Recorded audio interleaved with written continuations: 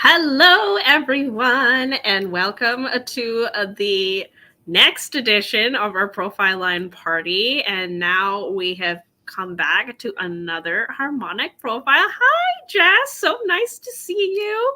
And we are doing our lovely mods profile. The five twos. And so we have a round of wonderful guests here to represent such a crazy rare profile. Like finding guests for this particular profile has been like trying to find a needle in a haystack. So I'm very, very grateful that we found the guest that we did. We're super excited.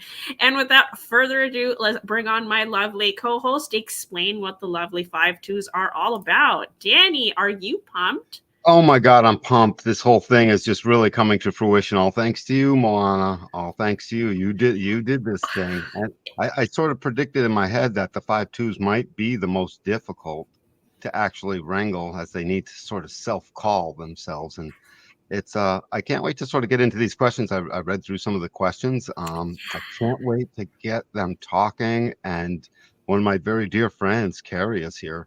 And I was just so excited she could fill in, and when we needed it. So a special thanks to you, Carrie. Miss you.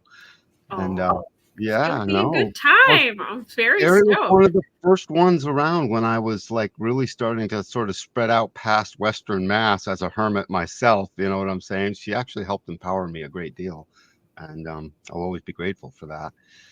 Anyhow, so yeah, yay, here Let's we get are, that. I was number gonna say 10.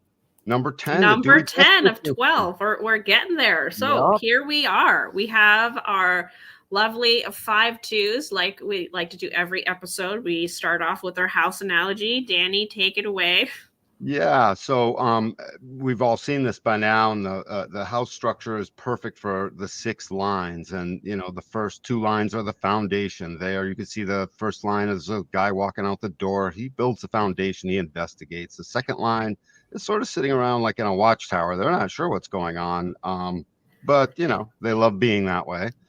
The third line represents the lady on the right moving up the spiral staircase because they're sort of mutative. They're always Right. moving from one to the other.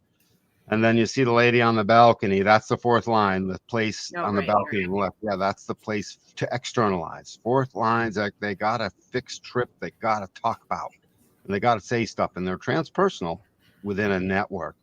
The fifth line has always been the most exalted. In the Mm-hmm. I Ching, all fifth lines were specifically exalted in the I Ching, the Chinese text from 4,000 plus years ago. And this is exalted because it is the attractor of society. Fifth lines attract society. They can't help it. It's not their fault. They also receive a lot of projection from it, because people are just sort of calling on it twice what they would a 5-1 because it's a double projection field in this particular profile. And they see that fifth line and they just see attractiveness. And most fifth lines, by the time they're 30, start to realize, hey, these people want something from me. You know what I mean? Um, and they start to be like, well, what do they want from me as a in their own version of an investigative way to just find out what's going on. And then when you get up to the sixth line, you're on the roof. You're transitioning into the next hexagram, the next new way. So foundation right up to the roof, and the fifth line is just sort of in the background, looking out. No one can quite tell what's there. They're looking out. Mm-hmm. Perfect. Thank you. I was gonna say I made sure to put her behind the curtains as best I could, hiding Eh, away. no, all good. All good. Perfect. So they're core traits, right? They are brilliant and effortless fixers and solvers, right? We have Mhm. this lovely man helping fix this car. But the other thing is the five, right? They want to be help. They usually end up helping strangers. So this is what I was trying to convey with this photo is someone notices the car broke down and they'd call on the five to be like, hey, I don't know you, but can you help me here? So that's what Yep. that's about. They have an altruistic heart. They are serving humanity and they swoop in, right, to make things better with ease and Like a bat out of hell, these 5-2s. Yep. and helping others is like a natural gift, but they also need some alone time. So that's your line 2 coming through, where they need to decompress and just be away from it all. But there's also the aspect of the line 5 here where they can't just like stick around after they've helped. Right. To leave, to be called on again. Danny, you were going to add something. Yeah, just their effortless, brilliant fixer solver. Same thing with this helping others as a natural gift. It's natural as pie. When it is called out, when they themselves allow it to be called from within themselves, they're unique in more than one way, is the thing. They're unique Mm-hmm. in one way. And being a transitional profile, that's why. So this learning and this authority, they learn when to help others versus to take their alone time and to basically get away. They're the perfect out there in the world hermits, or they're the perfect hermits that are out there in the world. One, either way, vulnerable to self-questioning and to the questioning of others. I'll add that in there because that second line, which is unconscious, resonates to this theme of uncertainty. They don't know what they know, but the fifth line is like, I should know what I know. um, um, discover your own genius first. This is a motto for them to live by. Let other people that do influence you, let them influence you, but discover your own genius because it needs to only come from within. All the other profiles and intermix with the others as a form of being called out. The 5-2 needs to call themselves out. Uh, don't wait for others to discover you. That is dependent on type, very much so, but it's the waiting for others to discover you is just as healthy as the not waiting, depending upon your type and your strategy and authority. But it's basically don't allow yourself to be under a rock the whole time because half the time you're happy under a rock. I know. I'm line personality. And then overcome pressure from others' projections. This is basically something you're always looking at, always be looking as this learning goes on that other people project on you. They don't necessarily see you. And so as soon as you like, oh, they really get me, question that.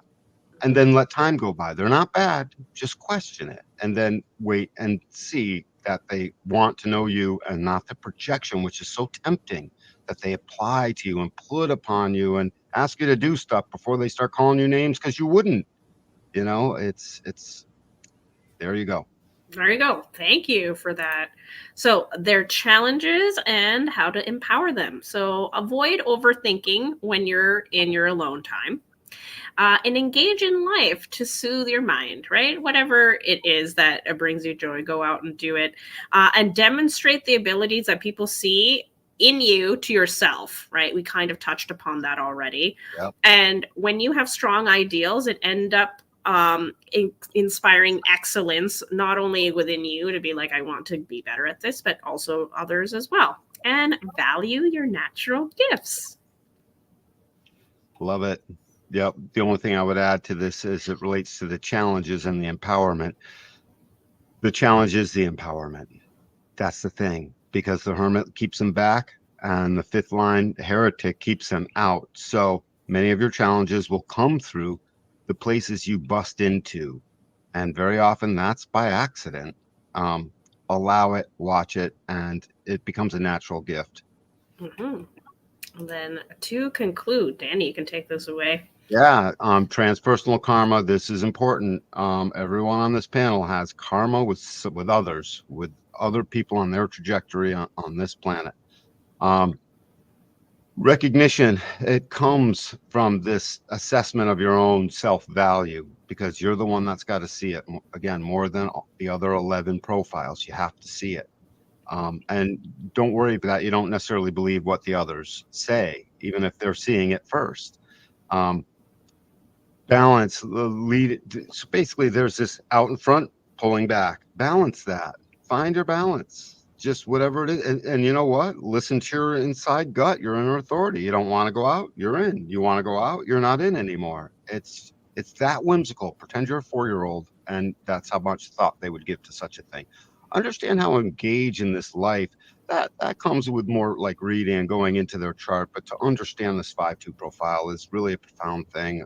I would choose to read that into each person if I have the benefit of being able to honor, being able to read for them.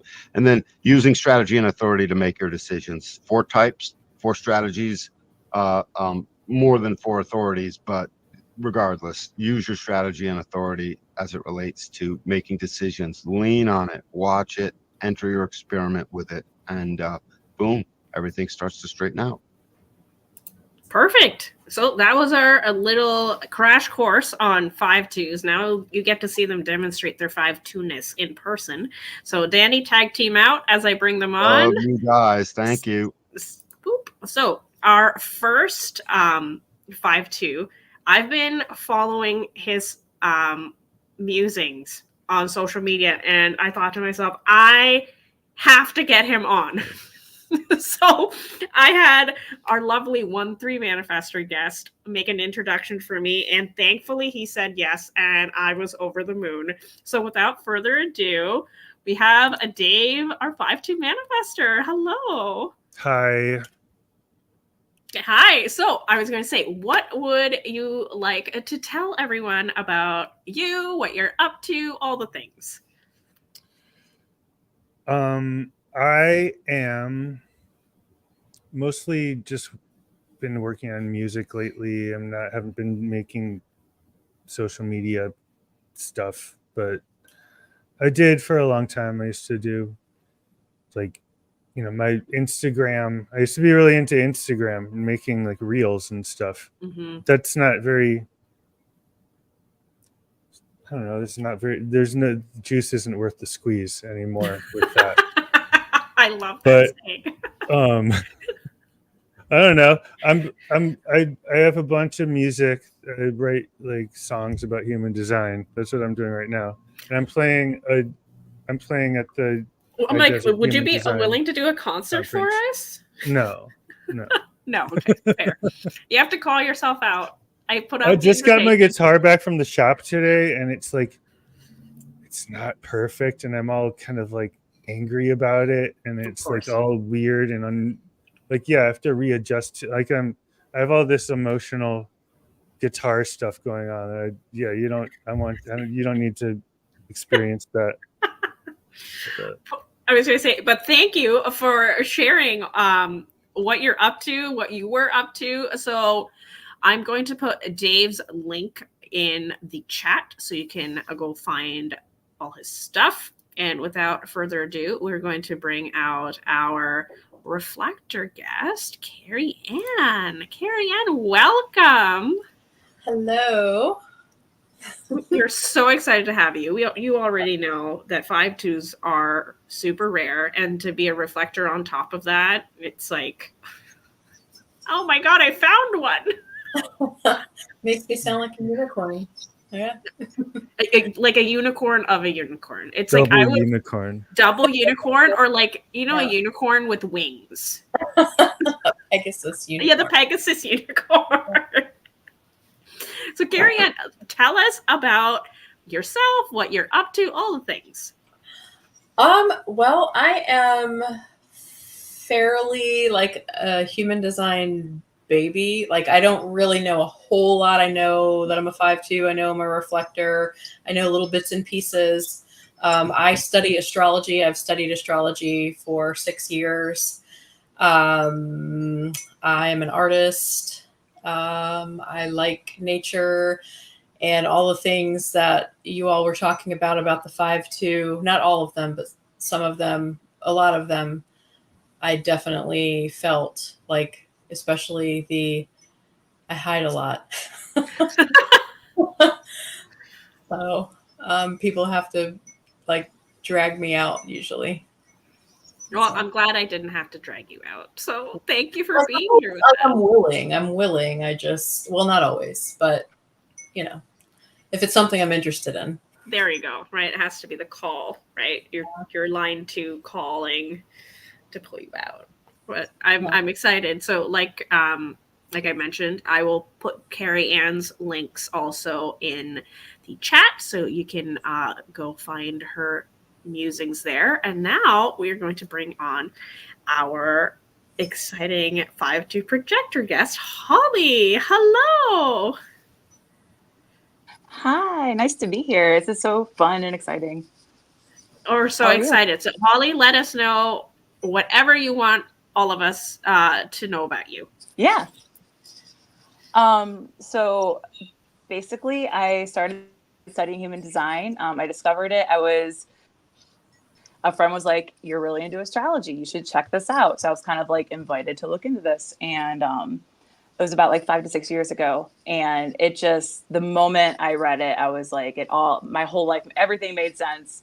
And then my life just started turning to like, I just went on this whole other spiritual journey ever since then. And it's like, I feel like the spiritual journey is a really personal thing. How we work with the divine, how we feel it and interpret it is very personal. It's very specific. And that's what I love about human design is it really highlights how we all have this differentiated subjective experience. And I'm really just kind of, my whole outer life is a mundane. I work in a restaurant. Like I'm really focused on the spiritual journey right now. So it's been quite a wild ride because it's so like, it doesn't really talk about spirituality and stuff like that. It's about you and who you are and what works best for you. It allows you to like have something that grounds you during like very, intense realizations or journeys or experiences and stuff like that. So it's been a very grounding force just to be like, okay, this is where I should be at. This is what I should be doing. And it's advice and it's like a strategy of working through life without having all this dogma attached to it, which I like. So everyone can have their own dogma, their own, story and stuff like that. So it's been a really, really awesome experience. I'm very well read and familiar with human design. It's awesome. That was wonderful. Thank you so much for sharing, Holly. That we're so excited to have you here. And we will, I was going to say, do I have Holly's links? If you have links, Holly, I will share them of where people can find you. And last but certainly not least, our sacral friend from the 5-2 party, our generator guest. Hello, Carrie. Hello. Thank you for having me. We're super excited to have you. So let us know all the things, where you are at, what we should know about you. I can see Danny have a giant smile on his face because he asked you to come on as a favor, and we are so grateful. Yeah, all the love to Danny. Yeah, he was actually the one that introduced me to human design years ago. And even though it's been in my field for a couple of years, I'm also like Carrie Ann, just really in the baby stages of understanding it. I've dabbled into astrology and gene keys, and they all just complement each other. So I'm excited to be here. And yeah, I have lots of little things that I dip my toes into that I love doing, and they all just basically complement each other. I'm a breathwork facilitator, plant medicine facilitator, also a somatic coach, and just really in this place of service and working in the spiritual realm and helping people to evolve and heal and understand themselves in this crazy world that we're in. And it's just so much fun for me. I'm also a mom and a new grandma. So that's also a big part of my world that is just amazing. So life is good. Amazing. Carrie, I was going to say somatic work is amazing. And we are going to talk after the show because we're cooking up something really special as our next series. So beautiful. That's going to be a good time. So again, Carrie, you are going to share your links if you already did, and I will share it in the chat so everyone can find all your fun work that you're doing. So without further ado, are you guys ready to play some bingo? Yes. Yeah, amazing. So I am going to tag team out with our lovely co-host, Moni. Moni, I hope you're ready. Here we go. Hello, hello. Hello. Hi, Moni. Hello. Nice to see you all again. All right, you guys ready? Yeah. So there's 2 bingo cards, right?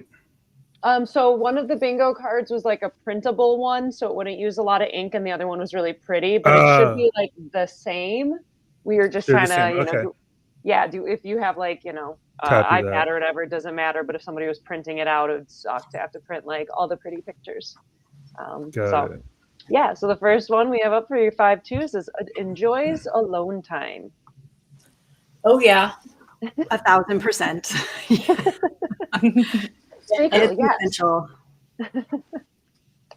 Mm-hmm. Yeah, I really enjoy being around other people. So it's not like I dislike being around other people, but it's like both are beautiful. Just like getting home, being by myself, like decompressing. So I'm open sacral, so like everyone has their energy or whatever. And so that's I think especially important, like being a projector and being able to like decompress out like all that kind of, and even like other types of size projectors, like being the 5-2 projection field, like decompressing from all that projection and all that kind of like energy that we get from people.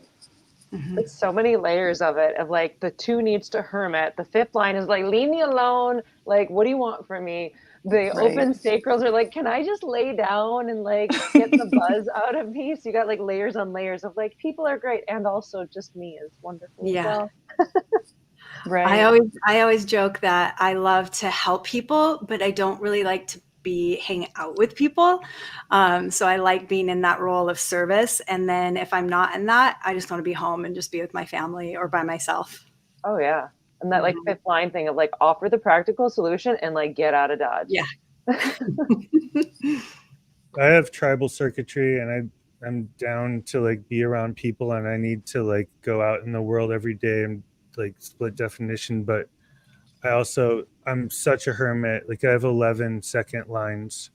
So I'm just like always, like almost all the time, just in this room, like throwing darts at that dartboard and like working on something or watching something and just by myself all the time. That's cool. It's like crazy though. Like that's the most I've heard of like that amount of a single line. Like I have like 8 5th lines. I've seen more. Have you? Okay. Yeah. I'm gonna like add that to my list of like Pokemon to keep an eye out for. I call it the double digit club. Yeah, a special few. Ra had 10 first lines. Did he? Ra Uruhu. Yeah. That makes sense. He was such an investigator. Yeah. Next up, we have feels pressure to solve problems. Yes. Yeah.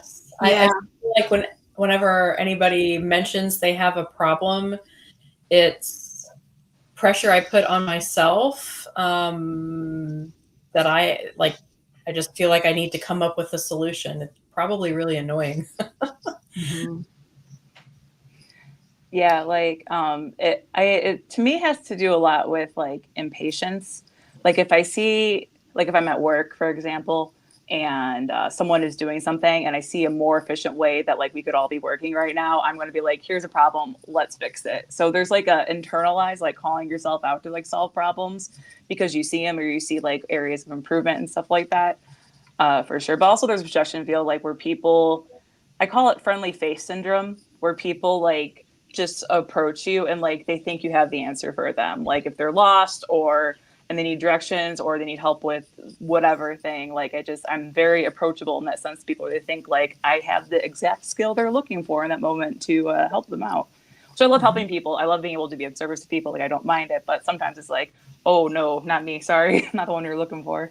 Oh yeah. And being able to like be like straightforward about that and know what you can provide and know what you cannot. Because at least if you can catch it earlier, like, oh no, somebody else is better for that. Like maybe, I feel like that's a lot better than like somebody thinking that you can and getting caught up in it and then you can't provide it and you really get burned at the stake.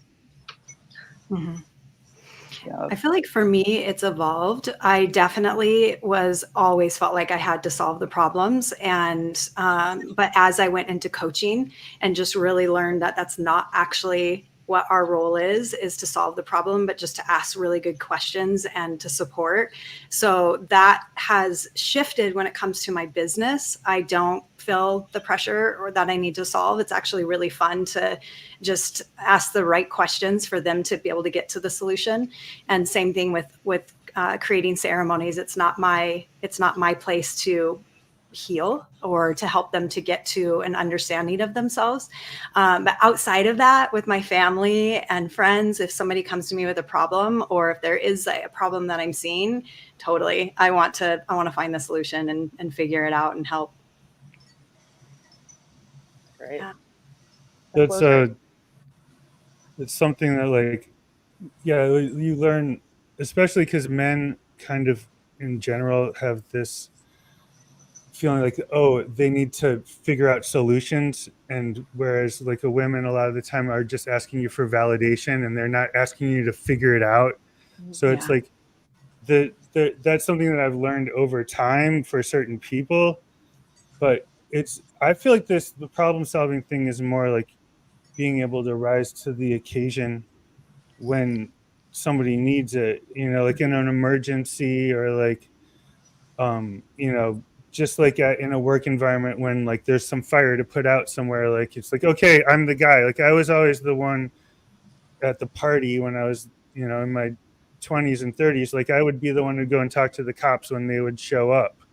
Yep. I can relate to that. It's like, oh, I totally got this, like let me go charm them. That's a really good distinction too, of just like being ready to answer the call when there's a call to be answered. But like a lot of times when it's like women are just like talking at men, it's like we'll have like 10 different things that we need to talk about and we don't even know which problem is that we need solved yet. And then like a dude tries to solve it too soon. You're like, that's not the problem I need. So it's almost like waiting enough until you're like, this is the exact problem that I can solve and I could rise to that occasion. Can I interject a little story? Yeah. You just reminded me of like something that I was cracking up so hard internally because a few years ago I was up north camping with my friends on my family's property, just a bunch of my friends hanging out. To be honest, we were on some entheogens, you know what I'm saying, and having a good time. And wink, wink, nudge, nudge. Had a mushroom pizza that night and having a good time. My grandpa's property. We're in a safe place. We're not driving anywhere. We're camping for the night, and all of a sudden the cops show up. And we're, way in outer space. And I was the one that had to go and like talk to the cops and like see what was going on and like somehow instruct my friends like what to do and like we're all drinking. We're just drinking, guys. Go grab a beer. We're just drinking. Let me go talk to them. And so I had to like come down from outer space and be the like adult in the room and go solve the problem. And everything was fine. Like they went away and we were all a little spooked, but yeah, like it's a lot of being like you're the one that's the adult in the room when stuff goes wrong, for sure. It's a great story, like both with the fifth line and the second line of just like there's a natural ease with, because last week we had the 5 1s and they were very like intriguing and exciting and like they know something, but it was in this like foundational informational way where it's like you can feel it with you. There's like a difference where there's that fifth line of like there's that projection that like you have something to solve, you have something that can help me. But there's a natural ease that I feel with you all that's like just different from the first line. And it's very interesting to perceive. For the next one, that's we have cool. Seen as a natural leader. I feel like that follows perfectly with the stories. Yeah. Yeah, really like big time my whole life. And it's ironic because my motivation is innocence. And so like, I feel really drawn towards leadership. I enjoy it. It's like this tempting thing for me. But when I found out like innocence and I really started to like ruminate on that over the years, it was like, oh, now I see, like, I want to be like, instead of like a leader, like a teacher or a guide or like help people who are leaders or stuff like that, like kind of have that kind of role. But yeah, I get like, if I work at, they are like, it took me a month before they started asking me to be manager at my current job. Like I'm always put into leadership and like managerial roles. But yeah, it's just this big irony because of, innocence motivation. My transference is trying to be a leader. And so as part of like why I'm also like really roll the punches, like, oh, okay, cop is showing up right now. I guess I'm just going to deal with it. Like that's part of the innocence motivation, I think, where it's just like you take the present moment as it is. And yeah, you just deal with what comes. Cool. That's a cool story. Yeah, I'm definitely, that's where I feel the most comfortable is when I'm teaching, facilitating, leading. That's been all of my careers. I've been an entrepreneur my whole life, and it's always in a position where I'm teaching, I'm leading, and I love it. It's easy for me. Rod talks about it's like the first line is the teacher and the second line is the guru. And the difference is that like the teacher like has studied this thing and is now like imparting this knowledge on you, like teaching you, but like the guru just like kind of shows by example. And so it's more of a like you're learning from them in just as much, but like it's not as much of a intentional thing. It's like this more of like you're just naturally doing it. You know, they see your natural skill, and it's like that's how you learn. It's from them. It's a really cool explanation. Go ahead. Oh, I was going to say, yeah, it's the difference between just like having a natural talent and something like studying and learning and like putting in the time and effort to like know something, and then just having just a natural ability. Like they're two very cool things, but two totally different things. I used to think I was good at teaching things, and I really wasn't, you know. I thought I knew, like, because I understood music, like I could play music and it made sense to me, and so I'd try to explain it to people, and I thought I was good at that, but I wasn't really good at that, you know. Yeah, like that. The first lines are like much better teachers because they're so constantly insecure and looking for that security. And the second lines are like, I'm just good at it. I don't know. Yeah, I don't know. Just I was born with it. Yeah. I struggle with leadership. Like, I find myself taking the lead when I notice that nobody else is stepping up. Depending on the situation, but like when we were backstage and you were like, well, Carrie Ann will go first, I was like, I don't want to go first. Don't make the reflector go first. I didn't know what to say. I just wanted to be, because I don't know a whole lot about human design. I have to feel confident in what I'm talking about, I think. But yeah, I kind of struggle with whenever somebody says the word leadership, I'm like, ooh, but everything kind of points to me being a leader, like in my chart. So I think it's just something I have to work on. And the different layers of it, because I always feel it's like you have different layers, almost like those viewfinders when you're a kid, where it's just like you have that like 5-2 that has that leader aspect, but then you have like the reflector that's just like hang on and just sample people and like see how it is in a month. So it's like I feel like there's always these like little conundrums in our chart, which one thing is like pushing this way and this other thing is like pushing back at it, and discovering those little nuances and like how we play with those for our own personal expression. Also, I hear a lot of talk on YouTube and social media about like how manifestors are like these leaders and these like, you know, they used to be the kings and the emperors and stuff, but it's really not really like that. Like I feel like more like the projectors are the actual leaders, like they're the guides, you know, and the manifestor might put some stuff in motion or have some idea or just sort of like be in the background, sort of like providing some sort of like energy for it, but it's like the projector seems to be the leader, you know, in the penta for sure.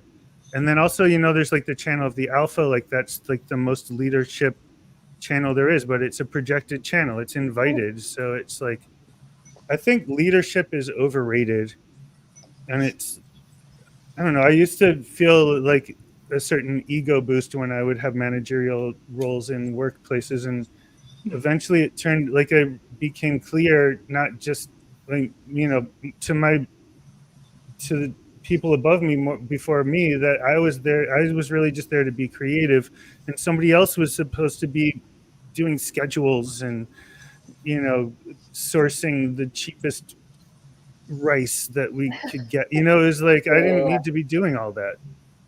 Yeah, So, I feel like, yeah, go ahead. Anyways, that's it. No, I mean, I think it's very apt with like the shift from like manifestors in charge into projectors being, you know, invited to guide and stuff. Cause it's like manifestors are amazing, but like you guys are like the Kool-Aid man. Like you can just like bust down that brick wall so like the rest of us can get in. And then it's like, just leave you guys to go do that. Like go bust some walls down, go do your own thing, and let like the other people do what their role is. And so it's interesting is like we're shifting and settling. Yep. All right, next up, we have often asked for advice.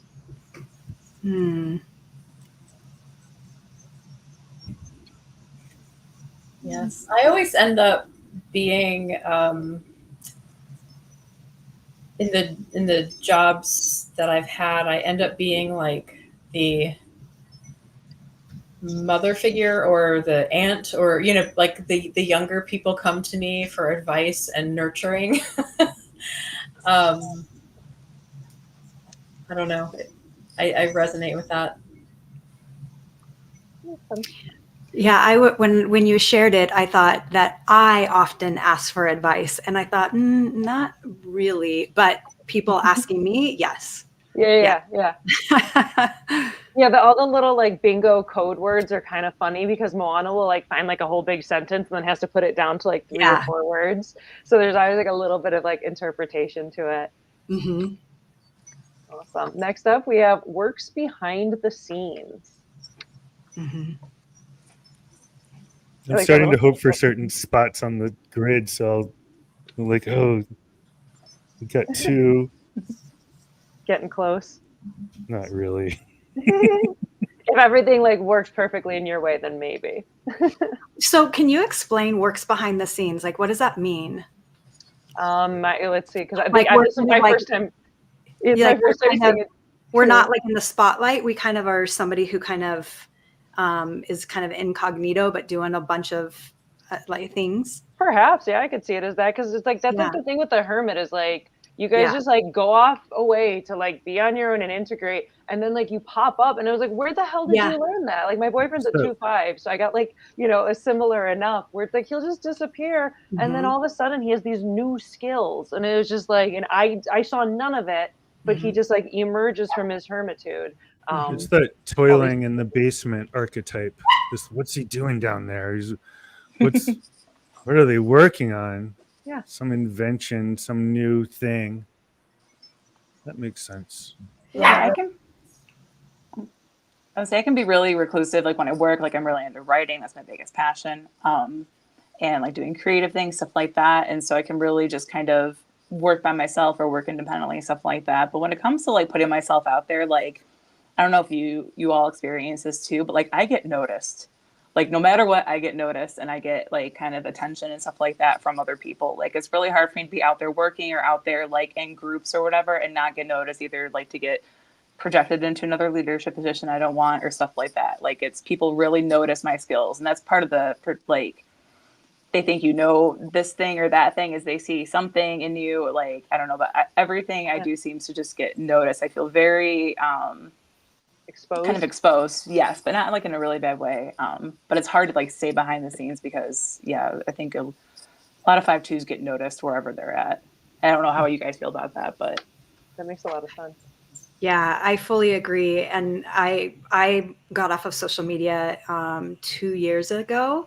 And so that's like, this is totally me. I work behind the scenes. Like everything that I do is all word of mouth. So I build my business because people, they see me, they want to be in my energy. It's that 5.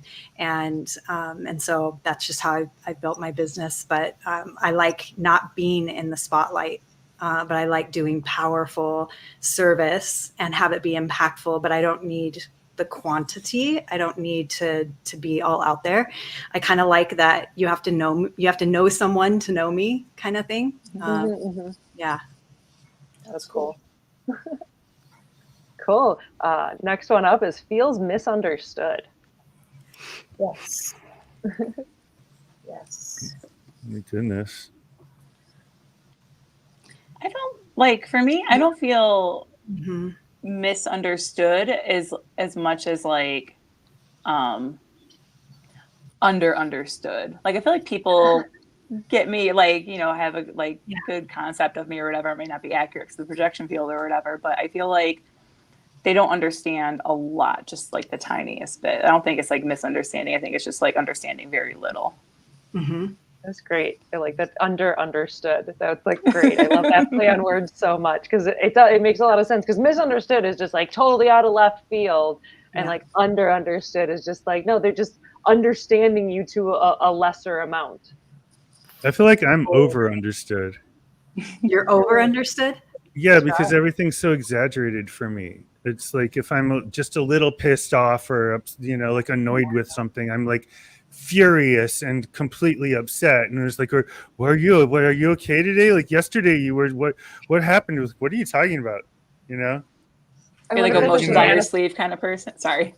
Oh no, I was just gonna like say if it's like the manifestor aura, because there's such a, you could feel a manifestor immediately, getting like Kool-Aid man, So are you an emotional manifestor? Yes. Oh well, yeah, like there you go. Double barrel emotional. I got 1222 and 3536. Okay. So I'm just like ready to go. Like you're getting at all of it. But also like people will like think I'm worried when I'm just concerned, or just curious. It's just like there's always something. There's always some amplification of it. Yeah. And so much Amplification of stuff. perception. Sure. Yeah. That's cool. All right. Next up, we have unique problem solving. Mm-hmm. Fuck yeah. Mm-hmm. Yeah. Perfect. All right. Moving on. Then we have learns new skills in solitude. Yes. Yes. Not really. Oh. I need to have the hands-on. I need experience, but I don't care to learn in a group. Like I would prefer to have a one-on-one if I'm going to be working with a coach or learning something. I prefer to have that one-on-one intimate experience with the teacher and be able to have just their full attention and just, and then experience. Like I need to touch it. I need to do the thing. But as far as learning something in a big group, don't fully enjoy it. That's why I never learned a two-step, because I always wanted to like have somebody just teach me privately. Mm-hmm. But here in Texas, it's like everyone goes out and everyone's two-stepping, and like I've tried it so many times, I just always sucked. And I was just like, if I could just spend a little time doing this, I bet I would be really good at it. But I never did because it was always just out there, Big like group thing. Yeah. I wonder if you can run like videos. Like I love video courses of like, can I just do this in my living room? That'd be great. Right. That was quite a while ago, so maybe it's time to learn. All right. Next up, we have feels others' expectations. Yes. Yes. Yes, and I manage them. Boundaries. Yes. Yep. Talk about that. How do you managing and people's expectations, especially with like the work you do, because it is so powerful and it's healing oriented. So like, I feel like people could maybe like overly projected, like you can save me. Uh-huh. Oh, it's been a journey for sure. And it's really just ultimately going into my own personal journey and realizing that I'm the only one that can do the work for me, and understanding that when someone's going to project that onto me or have an expectation, then I'm able to hold firm in my boundary, and in the knowing that you've got this, you can totally do this, whether I'm actually saying it or just energetically holding that energy. But yeah, I call myself a recovering people pleaser. So it's been such a journey to be able to, and I'm also highly sensitive, extremely empathic. So you just add all of that together, and it's just a whole beautiful storm of just really learning to find my boundaries, of being able to speak my truth, and just understand that if someone takes that in the wrong way, that's not about me, if I'm speaking it from love and from what is best for me. But yeah, it's been a journey, and I'm still in that. Great description. Yeah. Yeah, I love that. Recovering people pleaser. I definitely can relate to that. I still like have I want all of my interactions with people to be I want people to either take away a neutral or positive something from me, whether the grocery store or a customer I deal with at work or something like that. I want to have a positive interaction. And so I kind of go the extra mile to like be really polite, be really friendly and kind and receptive to people when I interact with them. However, when it comes to like the kind of more toxic people pleasing and stuff like that, or it becomes kind of a neuroses or a mechanism that is avoiding other, deeper problems. I'm really glad that is in my past, because people pleasing can definitely be a thing, especially in this projection field where people have a lot of expectations of you and they want you to be a certain way. But for me, it's just, I'm very open about who I am. Like I know who I am and I'm open about it. And I'll let you know that, hey, you know what? I'm a night person. So if you want me to come in for a meeting in the morning, let's make it 11 o'clock in the morning, because realistically I could oversleep. And you'll have to be a better you when you show up at a time that's more natural for you. You're going to get a half-assed version of me. You don't want it. Right. Perfect. Next up, we have needs quiet to process thoughts. Yes. 1,000%. Yes. Mm-hmm. noise is like, if there's a lot of noise or a lot of things going on or a lot of people, it's really hard for me to be able to process. So I really do need quiet. I love quiet. I love stillness. I love driving in the car with no music. Yeah, for sure. Mm-hmm. Agreed. I feel like I feel like this has a lot to do with your substructure, you know? Yeah. Like more than profile. I'm alternating in like, you know, determination, and like I can have a lot going on and I can just focus in on something. Like I don't need it to be quiet.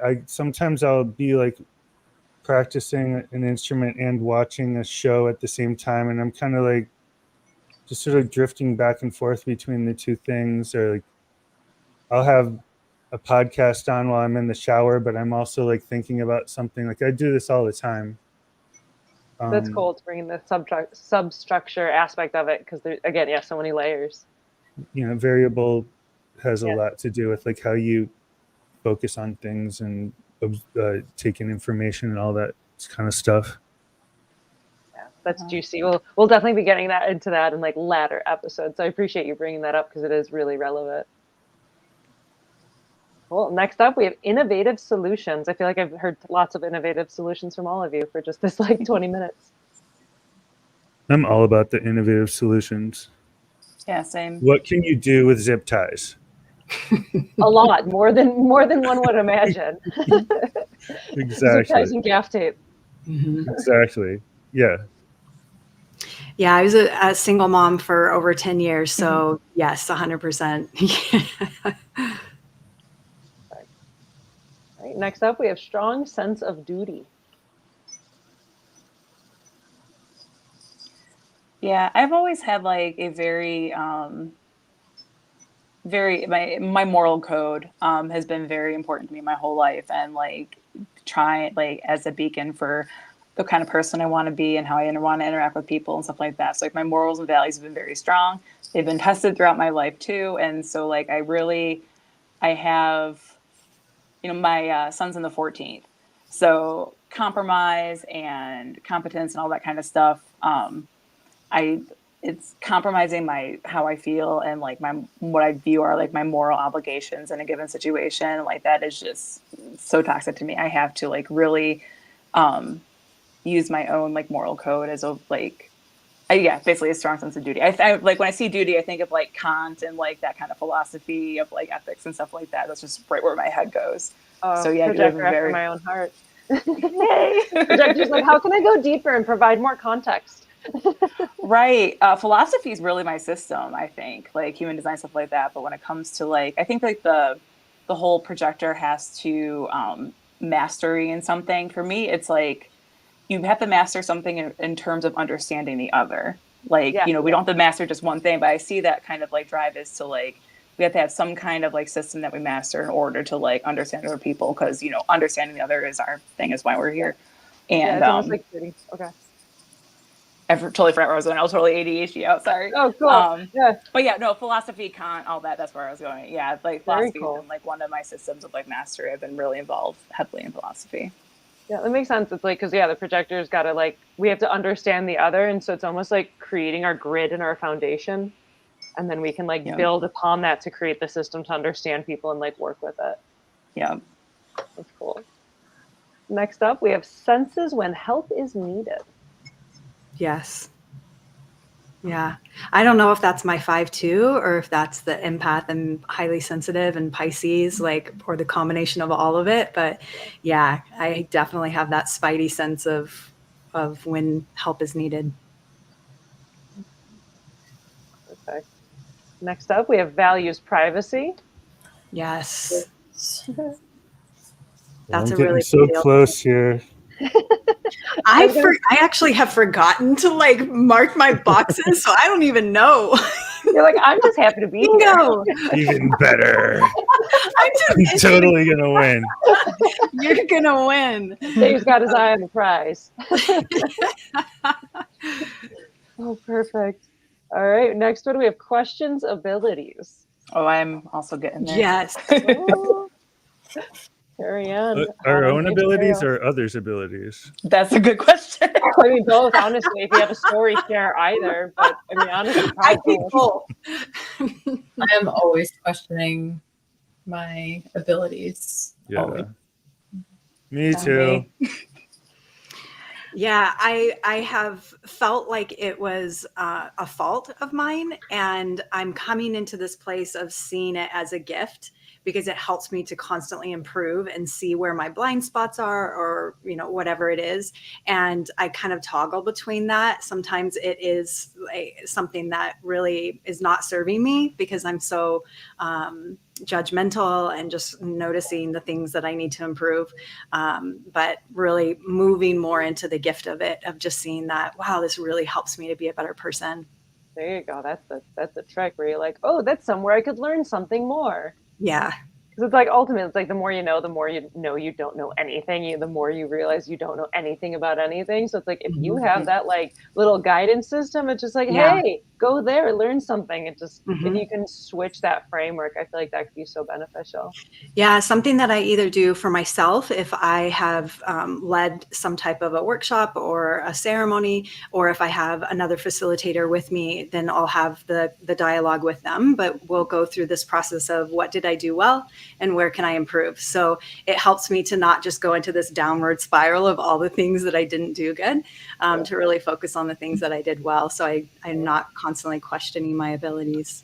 Oh yeah, it's that perfect balance and like understanding where it's just like you did some stuff great and there's always gonna be something you did kind of weird that you could learn from. So being able to like be respond to that openly. Yeah. I don't really, it's funny, I don't question my abilities at all. I am very aware of what my abilities are, my strengths, my limitations. I question my accuracy. I question whether I'm right or wrong. I question like whether I did it right or whatever, but like I know my strengths and weaknesses really well. I question like whether I'd be able to do something, but like it's more of I'm very secure in who I am and what I know and like what I don't know. And I think it's more about like being really well versed in what you don't know and what your abilities are not. The more you are aware of that in like a healthy way, you can really hone in on like what your abilities are. So yeah, I don't question my abilities so much, but I question like my accuracy. Did I get this right? Am I coming from a place like of truth, or is there something else I should be looking into to get the right answer? Like, so the abilities, not so much. The outcome of the abilities, yes, all the time. Good specification. All right, next up, prefers small groups. Oh, I think I just got that bingo. That is my bingo. Me too. You got double? On my card, but yes. Oh my God, that's great. If you guys just tied bingo, you'd be our first tie. How Do we all have the same card? I don't have that one. I don't have that on my card. I got a diagonal. Same. Oh, I wonder if you two have the same card and others are different. Mine's like handwritten. Like I love that. Oh, awesome. I love that. Well, all right, we got our first like tie in bingo. Any final thoughts on preferring small groups or anything bingo related? As a projector, definitely small groups. Oh, was I interrupting someone? I'm sorry. No, you're good. Okay. Like small groups, I like, with my friends, I like going to house parties. Then I always end up like, cause I'm a smoker. I have a mountains environment, so like less oxygen is. So I've gotten away with it somehow, not impacting my health too much. Now I vape, which is equivalent, better. I don't know. Weird thing. But at parties and like, so I always end up one-on-one with someone. Like we'll have a cigarette together. We'll end up talking like for 3 hours about some philosophical musing or whatever. And so like, I like small groups where I can go off one-on-one with people and have like deeper conversations with them, or into like small groups of 2 and 3 and have like those really profound conversations. So I feel like you can't get like really profound in big groups. You get only you get lost as a projector. Yeah. You put like one-on-one, it's like brilliant with a projector. You put one, like a second person comes in and I could feel this like bubble where I'm like, I am useless now. Like, go away, one person. Perfect. All right, well, good. We got through bingo. We got our first tie. Had a lot of fun, learned a lot of good stuff. Thanks for playing. A lot of firsts today. Thanks for hosting. Bring Guys, bye, Moni. This was awesome. We got to bingo again. A double tie. That's good. Isn't it fun? All right, have fun with the questions. Will do. This is my favorite part. I get to ask questions and basically watch what happens with everyone and just basically be part of it. Yeah, be part of the beginning. And also, this is just a good opportunity for me to, once again, just remind anybody who's new at this, because you guys came on the show, take my information, call. I love digging in with people and getting them more stuff. And I just love communing, generally speaking. These questions, they are designed to get you guys talking so we can see the uniqueness of this profile. I noticed one of the questions got boiled down to seeks advice from others, and everyone's sort of shaking their head. And you know, I know there's more words in there, and I'm like, no, that's not quite what they do. I was thinking to myself, you know, but that's questions get condensed and stuff, and it's so unique. This is the uniquest group, so your questions will end up similar. So you've already answered some of this. Question: how have you experienced living in this dual projection field, this life of constant projection? And just to flesh that out, the projection is for the second line, you're just projecting outward. You don't even know that your natural gifts are going into the people. This is where a lot of times that's a lot of the attraction. And then this fifth line is just out front, being attractive visually and physically and literally and knowledge wise, the whole package to everyone else, one way, shape, or form. And then they want something. You can fix something. So what's it like having this thing where I don't know what the hell they want? And the other thing is, like, I think I know I might want something, but not that. It's a double projection field. And what's that play out like in your life? People always just can't tell on one end, and you totally see it coming on another. My mom always was the one that projected the most. It was, you know, what I could do, what I should do, what I was capable of, how great I was. I was just like the best, the genius artist kid. Like I couldn't fail. My mom always projected on me more than anyone, and still does. Yeah, I like I give off a aura sometimes of intelligence. I credit the 14th son of the 14th gate that I was blessed with, and so I can competence is the gift state according to the gene keys. And so when I'm in the groove or when I'm working or talking and stuff like that, I can give off an air of competence or intelligence. And so my family, like my mom and my dad, my mom especially, like that's kind of like my wounded relationship. And it's like, you're so smart. Why this? You are so smart. You know, why did you fail at this or why did you that? So it's like, as I've grown older and stuff like that, the key is like for me, maintaining the projection field is like, as long as they don't realize I'm smart, the projection field is off. But once they realize I'm intelligent, it's fair game. And that's like kind of in any situation. So it's been kind of this like, we'll say wounding or whatever from this, like, you're so smart, why are you failing so bad or whatever. That's just kind of like, that's what breaks the projection field barrier for me. It's just like, once I stand out for that, there's something I can do for them. I feel like it kind of makes sense for us to like talk about what gates our fifth lines are in, or second lines too. But I mean, like, yeah, you know, like I'm the 22 personality. Here's what all your like crosses people are. project grace on me, right? I'm cross of informing, so it's like my my son is 5.2, which is directness.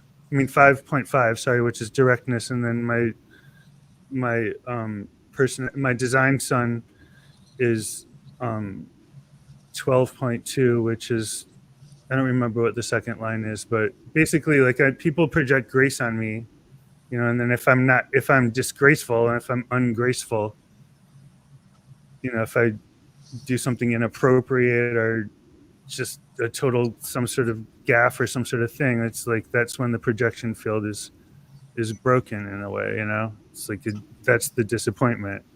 He wasn't graceful. Well, I don't know all of my gates and all of that information. I think, Carrie Ann, you had shared in the beginning that you're also in the baby stages. So I, just from what I do know with my 5-2, that there is this pedestaling that happens a lot of the times, and then we get crucified. So it's like, you know, there's this expectation that you're like perfect and that you're not human and that you don't make mistakes. And so I've definitely experienced that in my life with people. And so what's helped with that is just really setting a foundation of there is no hierarchy here. We are here. We're on this path together, no matter what type of relationship we're in, whether they're a client or a friend, just really setting that stage as much as possible. And that's been helpful. Also keeping boundaries of not having, not letting people fully in, not in a way of like armor, but just really having my boundaries of what I'm available for how intimate the relationship is. Because I've noticed that when I fully let people in and it wasn't a full yes for me, or they're not fully, I can see that there's some pedestaling that's happening, then it always ends up like in a place where it's like, my heart's broken. This hurts so bad. So yeah, it's been boundaries, and then also just setting a foundation of like, we're cool, we're here together. And some people go along with that, and then some people will still put me on a pedestal, and I can't change that. So yeah, that's kind of my 2 cents on it. Yeah, I feel that. I feel that the pedestal thing, that's happened my entire life. And the boundaries now, and I know I'm the right angle, Left angle. Yeah. Wait, okay, Left angle, 5 or cross 6 is left. uncertainty. Yeah. I'm also left angle cross of uncertainty. Oh yeah. Cool. Yeah. Is your son in the 14th or the 8th? Huh? My son is in the 8th, 8.5. So you're Taurus. Mm-hmm. You have each other's half birthdays. Oh, okay. Yep. I'm 14. I'm in the 14.5. Yep. So May 21st. I'm May 20th. Mm-hmm. Yep. May I'm 20th. November 21st is my birthday. Okay. Yeah. I experience people, I guess, projecting what they think I am, and then when they find out I am like human, they're disappointed. Oh, I've had people just completely cut me off, and I don't even understand why, because I didn't live up to some expectation that they had.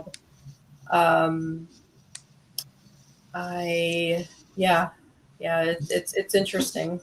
It's interesting. And now I try to be very selective on who I spend my time with.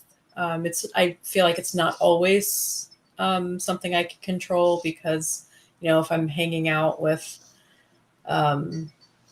people that I feel like I have to hang out with, I feel like I can't really control that sometimes, but I don't even know if that's part of the question. But I feel like a big thing That's is awesome. wearing out my welcome. It's like people, you don't want to overdo yourself on people. So you kind of, like, that'll happen to me with jobs. Like I'll at first I'll be like, who is this guy? He's got all these, he's making things better. He fixed that thing and he came up with a new faster way to do this. And he came up with this cool recipe and he's really interesting and cool and fun to have around. And then like there'll come a day when I'm too much for everyone and I'm overwhelming and I'm no longer cool. And I'm like, and I end up losing my job, eventually. And it's that burning at the stake. And then it's also that, I mean, Ra would say seduce and leave. Like you it's the seduction, and then you can't keep on doing it. So you kind of got to like remain mysterious, or like people get sick of you. Mm-hmm.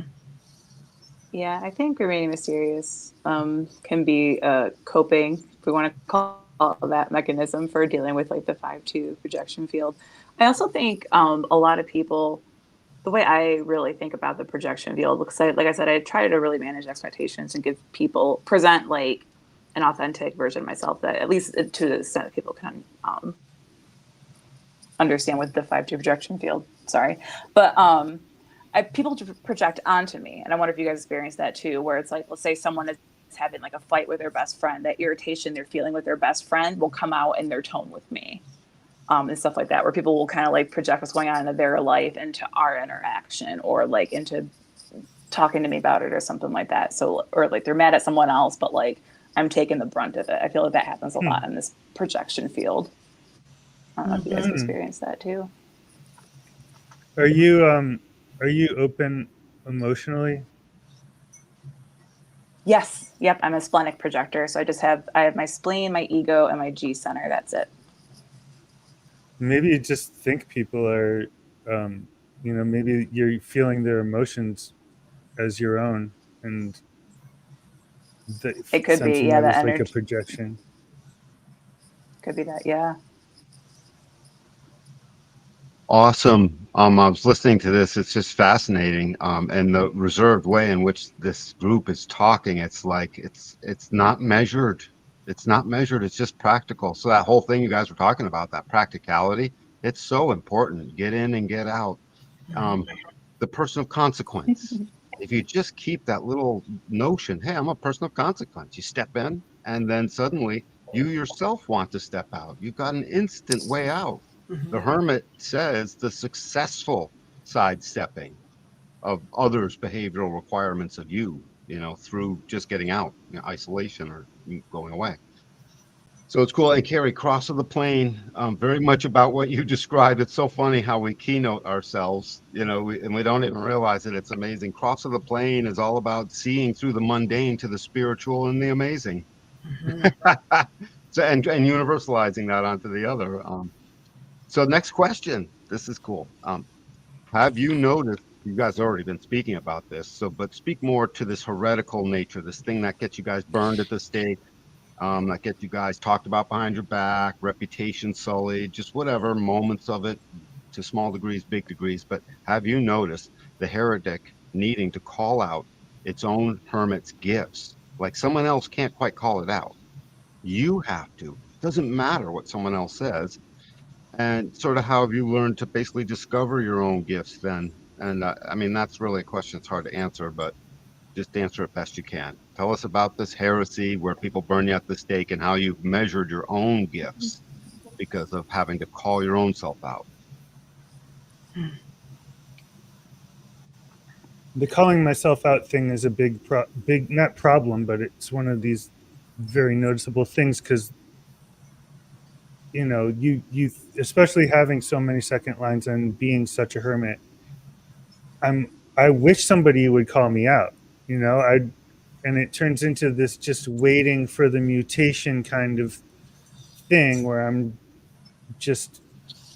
I find myself being like not knowing what to do, and it's like, okay, well, I have to figure it out. I'm the manifester. I have to initiate something, and I have to call myself out in order to do it. And it can be very like, it can seem like complete stagnation sometimes, and then just sort of like, what am I supposed to do? Sometimes it's just waiting forever. Yeah.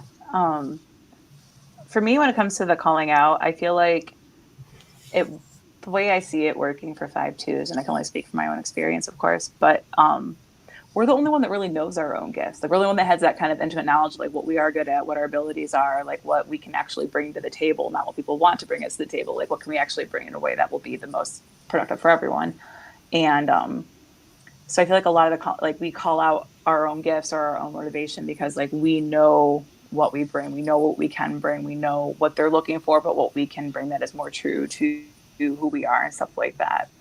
And for me, my heresy has really, I resonate so hard with the heretic. I've always been very outspoken when it comes to like social justice issues and things of that nature. Very involved in socio-political things. And, you know, I've been in philosophy. I'm very big into writing and rhetorical writing and stuff like that, which is about like debating and convincing people of arguments, stuff like that. So I'm definitely, I love calling out all kinds of systems and institutions and being like, it could be done better. This is how you might be inadvertently harmful or intentionally harmful. Like, I see flaws within, you know, human design organizations. I see flaws within our government. I see flaws within, you know, religion and stuff like that. And it's just these specific institutions. I'm very heretical against institutions. When it comes to like individual people or groups or stuff like that, not so much. But when it comes to places that have authority or places that have influence, to me, I think need the most heretics, need the most kind of heresy surrounding them to keep them in check, keep them balanced, keep them functioning for the good of everyone. But yeah, I really resonate with heretics and being able to, oh, I know a way to frame this argument. So I like to be productive too. Like, I get into political discussions on both sides of the aisle and stuff like that. And I'm really successful in those because I know how to have these kind of contentious, I think is what I'm looking for, discussions in a productive way. I don't like conflict. I hate conflict, but I love debate. Love it. And so it's keeping it in that debate, that like intellectual sparring, and not taking it into conflict. And I think that when you can be a heretic in a way that keeps it productive at the debate level instead of the conflict level, you know, people can disagree, people can have different views, but it's a matter of like the harmony or disharmony of it. So like for me, the best, like the most productive form of heresy is being able to like challenge and debate in such a way that doesn't like hurt people's egos.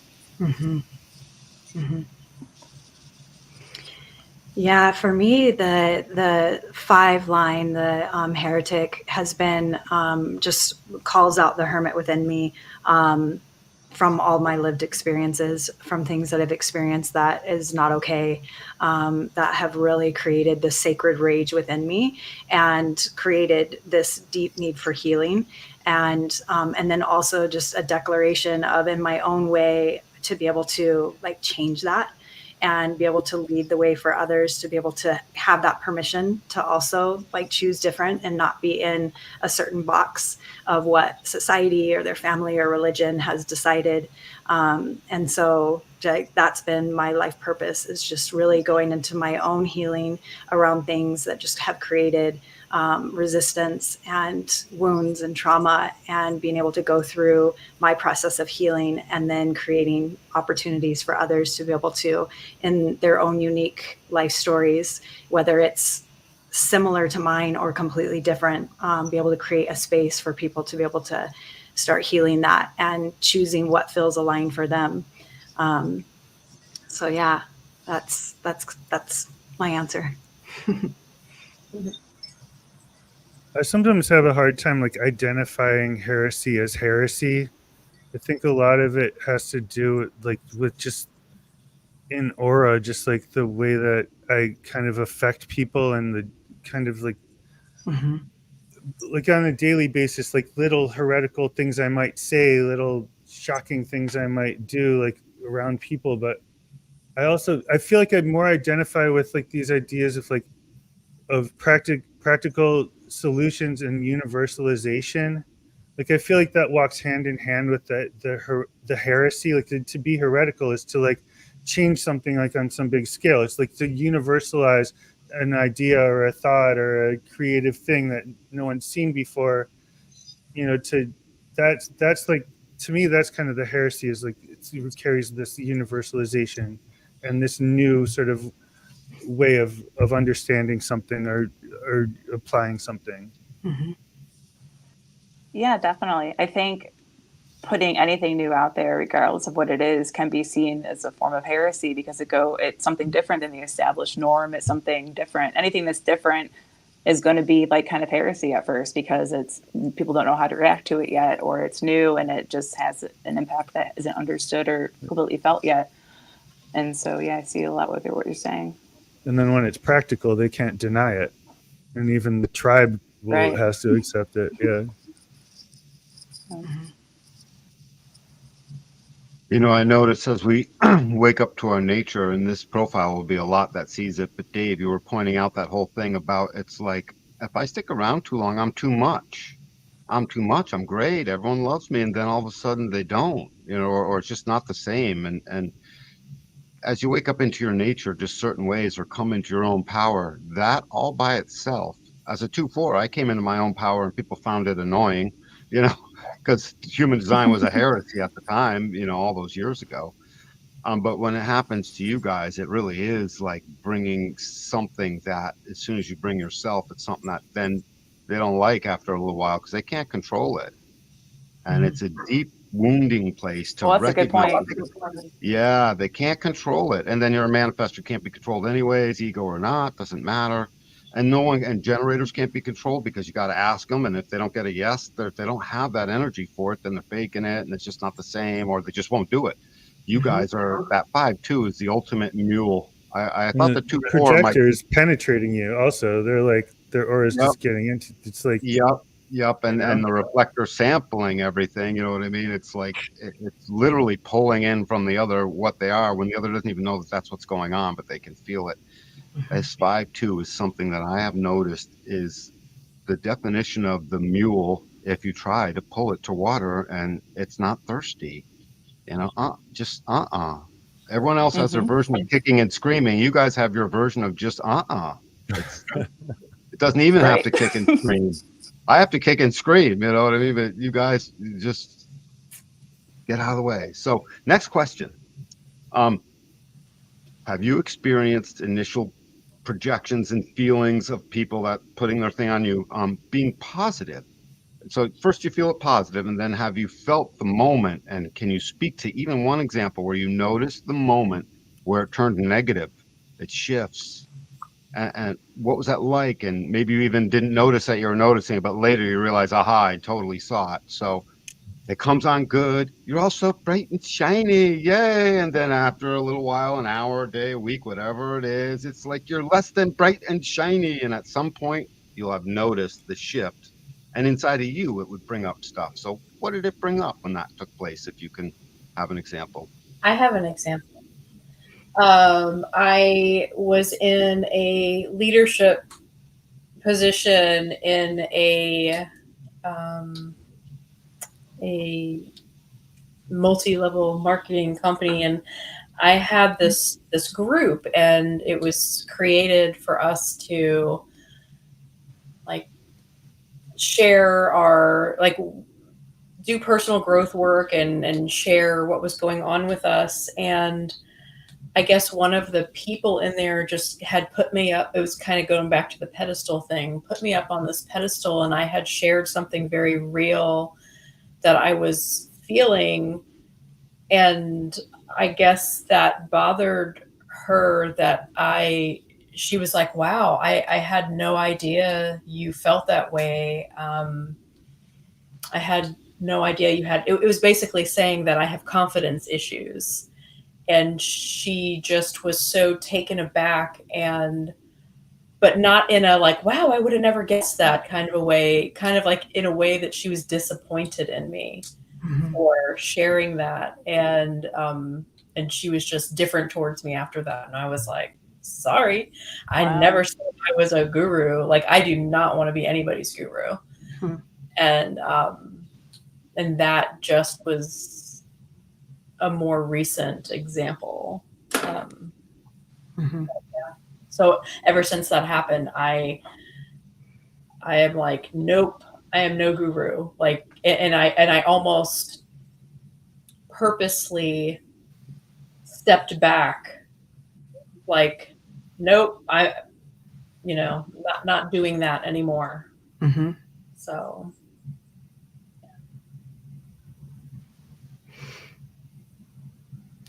I'll share a story as well. It's very similar to yours, Carrie Ann, in just that there's a pedestal situation where it was a client of mine, and she just really just everything that I shared, she was just absorbing it, and just you could feel that energy of just, wow, you just know so much, and I wish I could be like you kind of energy. And there was a point where I had to speak a boundary to her that was not something that she received very well. And then it's just that classic crucify. I mean, I was just horrible. Just lots of just really hurtful things that were reflected back to me. And just being so sensitive, it was really difficult for me. And then the recovering people pleaser, it's like, it's not what I was wanting. My intention was pure, and just being able to really support her and her process of becoming a facilitator. And yeah, it just didn't end well at all.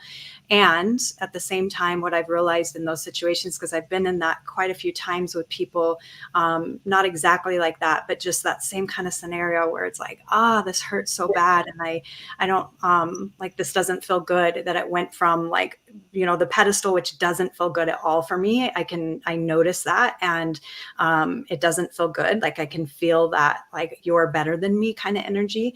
And so that doesn't feel good. And then it really doesn't feel good when they're just really don't like you and have a certain opinion of you going forward. But what I've realized is that I get a look at that of like, what can I learn from this, of like things that I can discern when it comes to the relationship dynamic. Like, what can I do going forward if I notice that starting to come up?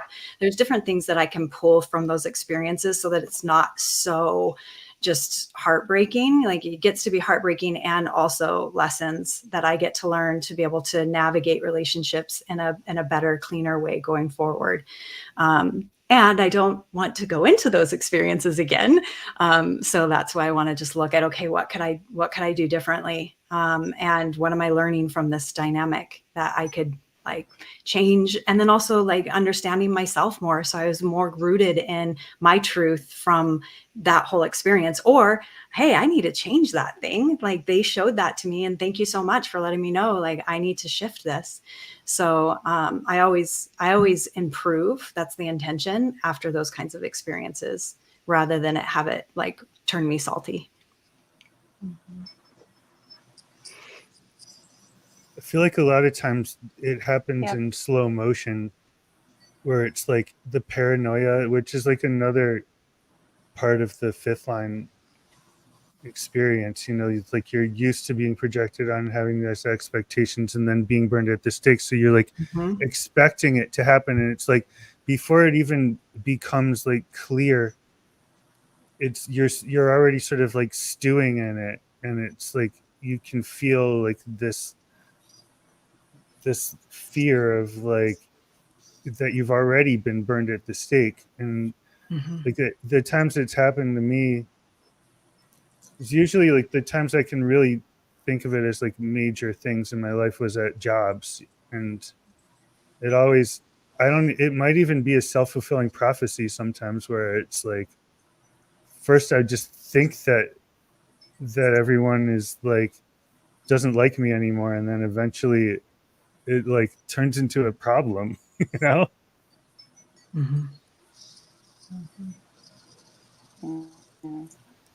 I've been lucky in a lot of respects when it comes to that. If I generally stay in a positive projection field, if I start getting negative projections, I did something or I know why. Like, it's not something that comes by surprise. It's not about like me becoming vulnerable and having it backfiring. I don't have that often, thankfully. It sounds very 5-2, and like what you guys have been describing is like this vulnerability backfiring, or people like not having good reason. I've been pretty lucky in that respect. Where I do have it, like what I think of when I first saw this question is,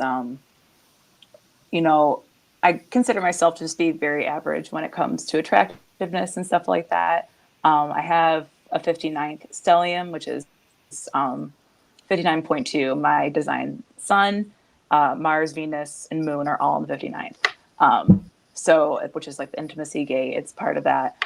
And so I can tell when the projection field, when I'm talking with someone, usually someone I don't know that well or whatever, I can tell when I can tell the moment when it's like all of a sudden he's like into me kind of thing. Like, he's trying to take me home that night, when it shifts from just a friendly exchange to, oh, he wants to take me home. Like, I hate that. Cause I'm a very intimate person because of, the 59th or whatever. I have like a very open and engaging kind of personality when I interact with others, plus the projector, the one-on-one thing is very enigmatic and, attractive to them.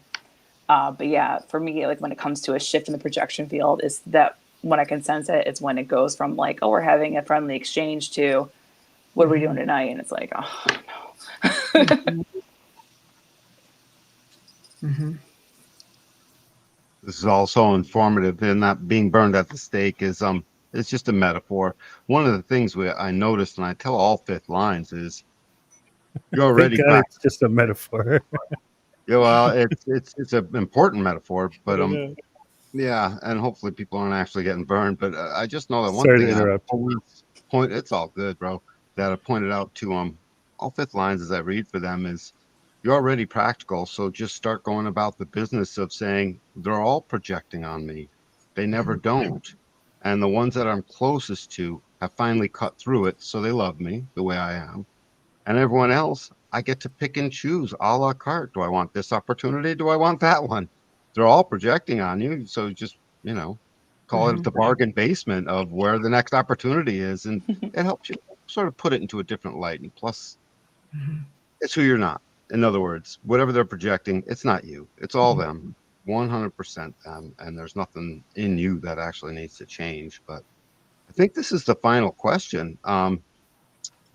Bonding strategy. Yeah, and you were just speaking to that, weren't you? So describe your experience with this bonding strategy. Now it's a dual bonding strategy.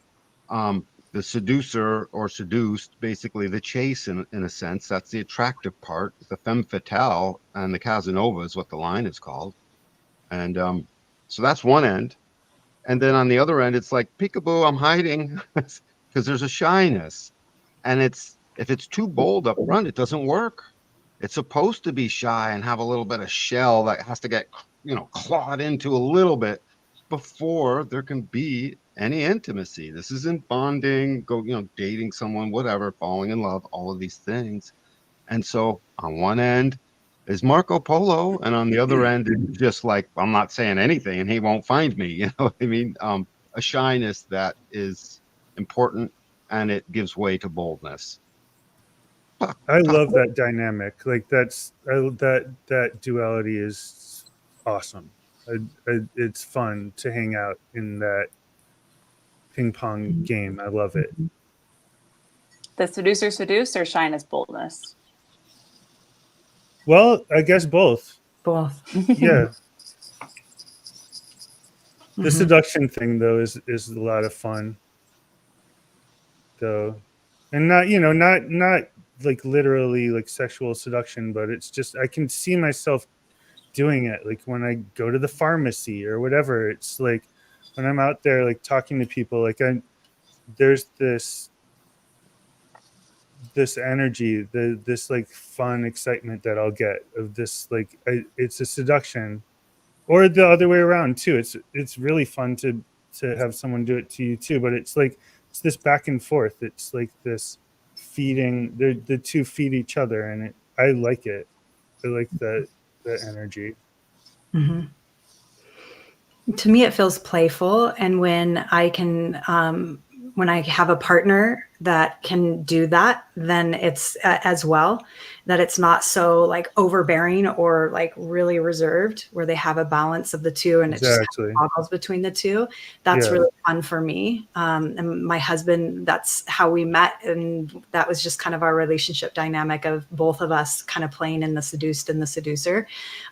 So yeah, I enjoy that. And when somebody is just too overpowering, it's just like, that's like, it's too much for me. I don't really like, it's like, well, now this isn't fun. Right. And then if they're way too shy and reserved, it's like, do you even like, are you into me, or are you just, and it's not super sexy if they don't have that confidence. So I kind of like to play in the two as well. For me, it kind of works like in succession. So I go through the shyness, boldness stage with people, and then I go to the seducer, seduce. So like a good example is like with my coworkers, like thinking of like friendships and like intimacy in the friendship way. I just got a job in a new restaurant a few months ago, and it took me a few months before I started like really talking to people. So I was observing them, like reading their energy. Like I try to, wait to get invited into conversation and stuff like that. Just like being very, so I have a big personality, and you would never be able to guess it if you just were like interact with me for 5 minutes. And so I'm very shy at first. But if you ever worked in a kitchen before, you know that like it can get a little bawdy, a little inappropriate and stuff like that. Not necessarily like in a toxic way, but just like in a funny way.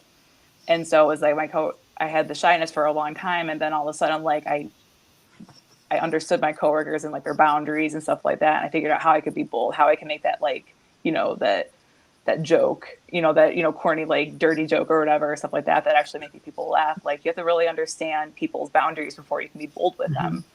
And so like, I'm very shy at first, so I can understand people's boundaries and like where I can meet them at their level. And then I can be like bold and just like weird and just myself. And I can be, express myself authentically. And then it gets into seduce or seduced. Once I go through the shyness, boldness phase. And, for me, like I'm a personality queen. Like for me to fall in love, it has to be like, I can appreciate good looking people. Like I can appreciate a good looking dude, but like, it is all about personality for me, like sense of humor, intelligence, stuff like that. And so I need to be seduced over time for me to like really be attracted to someone or whatever. Like I'm attracted to people's intelligence. So it's like to captivate my attention and like that projector penetration that everyone wants so bad and that like focus, you have to like keep me interested. So you have to seduce me in that way. But in doing so, I can keep a conversation going. I can dive real good and like philosophical and like really cool existential metaphysical stuff. And so like, I can keep it. So it's like, it's a conversation. You have to seduce me in conversation, like interest me in what we're talking about and stuff like that. And then I'll do it right back to you. That's like kind of where my seduction is with conversation. This is interesting because this is, this question, it's like a new concept for me to think about. And I'm like sitting here going back in my life, thinking of examples and, like when you said the shyness, boldness, and this, like, I'm just kind of, it's marinating in my brain. So I don't really know what to share because I'm like, wow, I never really thought about that. But I definitely, as I scan over the collective of my experiences, I can see where I've been shy and where I've been bold. And I don't know. I have to think about that.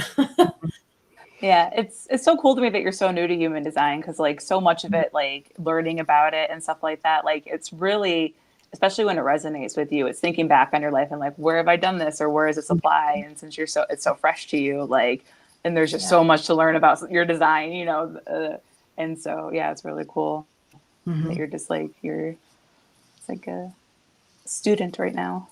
Yeah. And Holly, as you were sharing your, like, kind of your process, it just, I also was reflecting back on, okay, what has been my experience. And it really, what I am in, I'm in the seduced energy where it's like, you have to seduce me. I'm going to be more kind of reserved and shy, but not really. My energy is very big and magnetic. So it's like, I can just be sitting there. I don't need to be doing flirty eyes or having conversation or putting myself out there. And it's like, there's a seduction that's happening with me, just like sitting in your aura. Yeah. Your aura is doing it. You can't even help it. Yeah. Yeah. So it's like, I've never been the one that's like, hey, and like having the initiating ever. And I had friends that are like, Carrie, you got it. I'm like, no, I don't. And I won't, because I don't want to. Like the man needs to like approach me first. You have to motivate yourself as a spoke. Yeah. Yeah. Well, that was an absolutely riveting conversation. So thank you all for sharing so candidly, and you got like your group was just fascinating to watch on so many levels. Like, again, us as hosts, we're seeing the differences between each profile each and every week. So with every section you do, it's just like so clear to like, oh wow, yeah, these 5-2s are really nothing like the 5-1s. And then we're going to be doing the same comparison again next week with the 6-2s being different from you. So we're so grateful that you make it so easy for us to see. If you all didn't share, it wouldn't be happening. So thank you again for being so candid and being here at all. So I know I promised you 3 games, but we are kind of going overtime. So, and I don't think you need warm ups. You guys are sizzling. Like, you're well beyond needing a warm up. So we're going to go straight into our second game that I had planned for you. So I know, Holly, this is where you need to jump off. So we'll bring you back on. You can watch and vote in the audience because I like doing that. So I'll have you join once everyone's joined. So this time our code is right here. And then Carrie is our VIP. We practiced this. I had a chance to turn up the volume to max. So hopefully this will solve that issue. How's the sound coming in for good? Okay. Yeah, I mean, we don't have to like know what somebody's saying yet, so it's hard to tell. Oh, I see the code. There it is. Yeah, not so much for this one. Okay.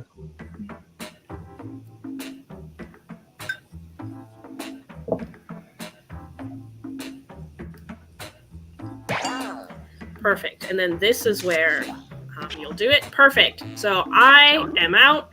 If you are struggling is when I come back in. Welcome to Quiplash. Population, you guys. Well, slap your uncle and get on a camel, because here we go. This is round 1. You'll see 2 prompts on your device. Answer them any way you want. Each answer will go up against someone else's answer, and everyone will vote on which they like most. It's simple. You score based on the percentage of players who like your answer. Plus, there are winners' bonuses at stake. Go.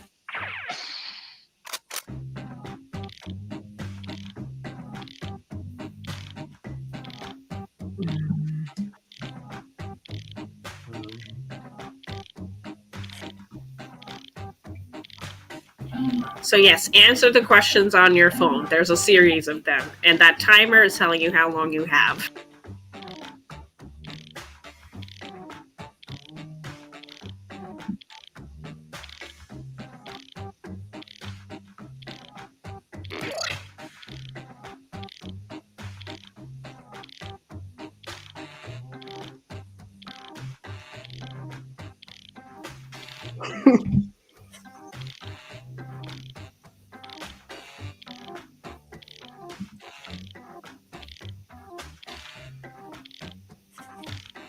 What's happening right now? I don't know. We have 34 seconds left. I answered my question. Did I not? You might not have finished your last one, so you just keep hitting next until Oh, I see. There's another question. Oh, I see. Yeah.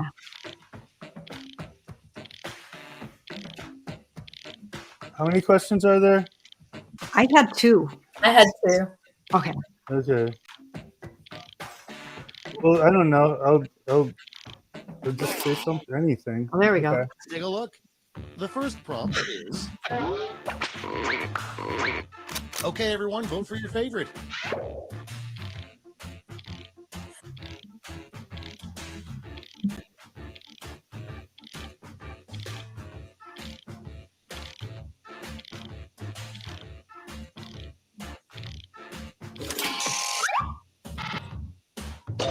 Rarely? Yay! I guess.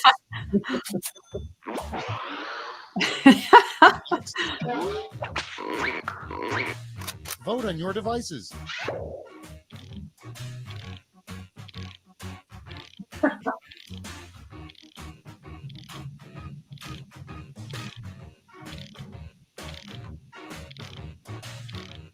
Okay. That was a good one.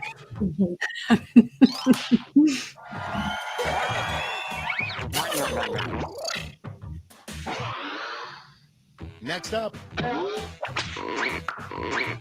Time to vote.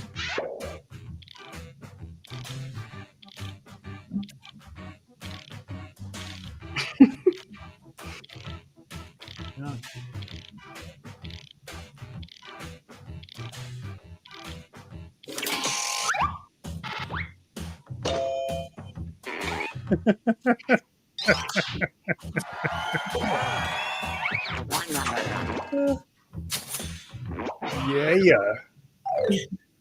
Round 1 is in the books. Let's see the scores.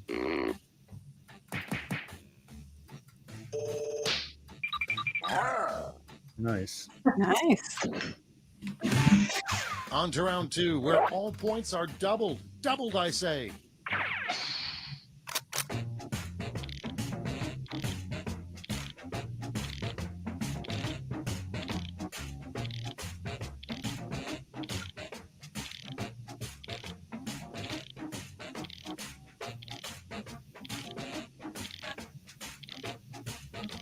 Oh. I'm so not good at these.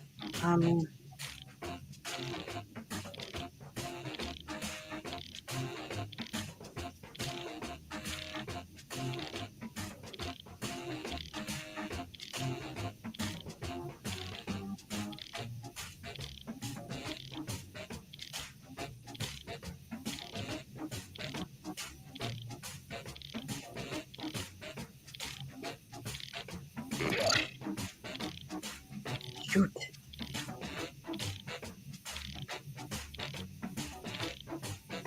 Mm.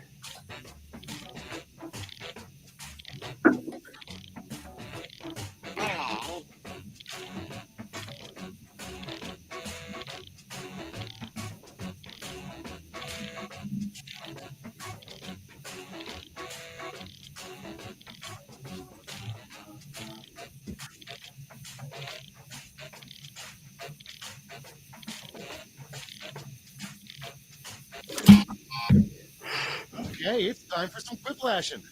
First one. Okay, pick your favorite.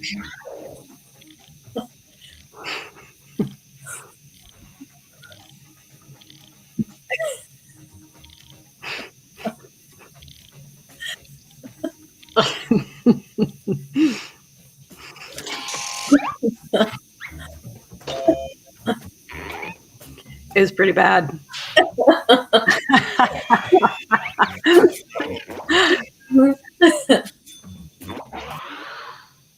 Next one. It's voting time.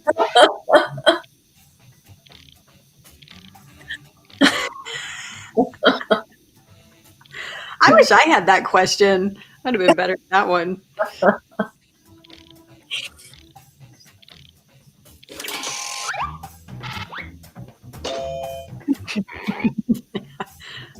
That's good. I'm killing you guys.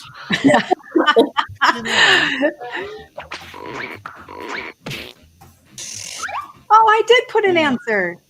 Huh.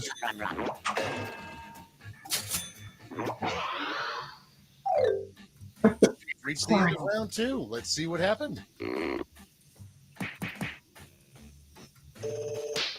Yeah, you killed us. Got the natural skills. Welcome to the last Right. bash, the final round. Stakes Oh are my simple. gosh. Just one prompt, and you're all getting it. The last flash prompt is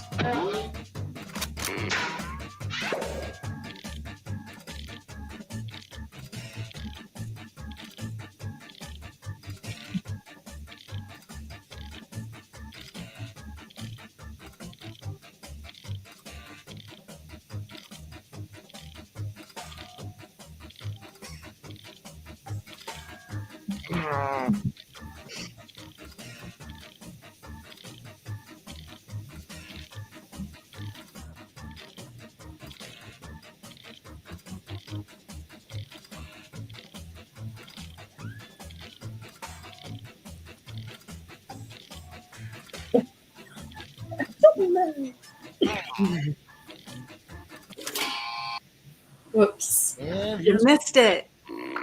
vote now. You get 3 votes this round to spread out any way you like, or if you already have an answer.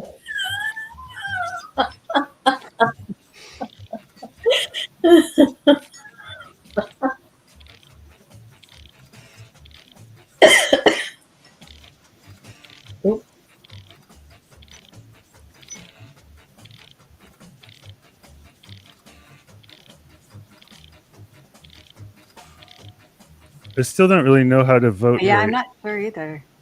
Apparently, you have more than one. You can tap more than once. Oh, I just voted There's 3 only one times vote. for someone I know. else's answer. So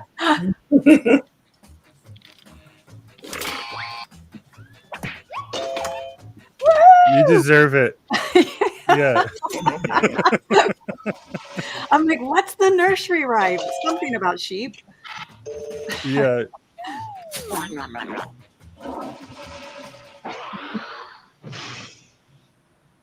That's it. Let's take a look at the final scores.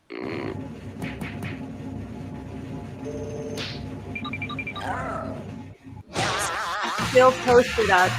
You toasted us.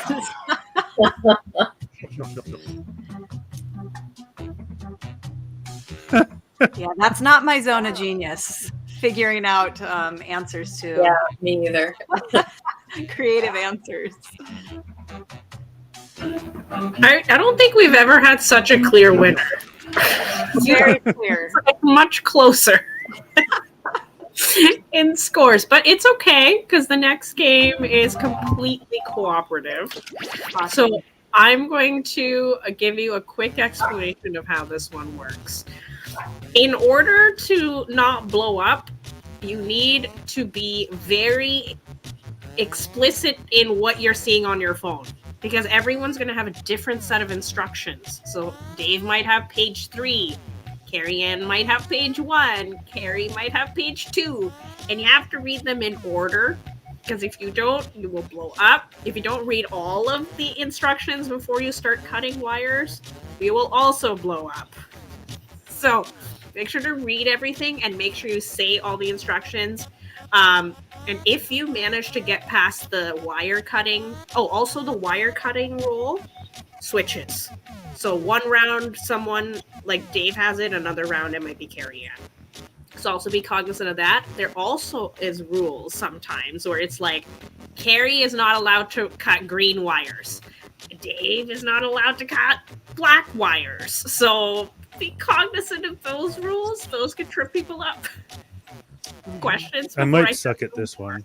Yeah, so I'm not in the room anymore. Oh, that's normal. Yes. Okay. I'm going to give you a new code before I give you the code. I'm like giving you the rundown. If you manage to make it past all of this, then you get to the portion where you are organizing file folders by name. Ooh. Alphabetical order. And again, be cognizant. Are they talking about alpha order last name or alpha order first name? If you manage to make it past that, then you get into number puzzles, which I am horrible at. So hopefully someone in your group is good at those. Any questions? So the way we usually like to do this is we let you do like a handful of rounds to see how far you get, because we are keeping a tab of which profiles have done the best at getting far. Gosh. But the 2s tend to pick it up really quickly, so that's fun. And then, yeah, Carrie, you say you're in. Enjoy!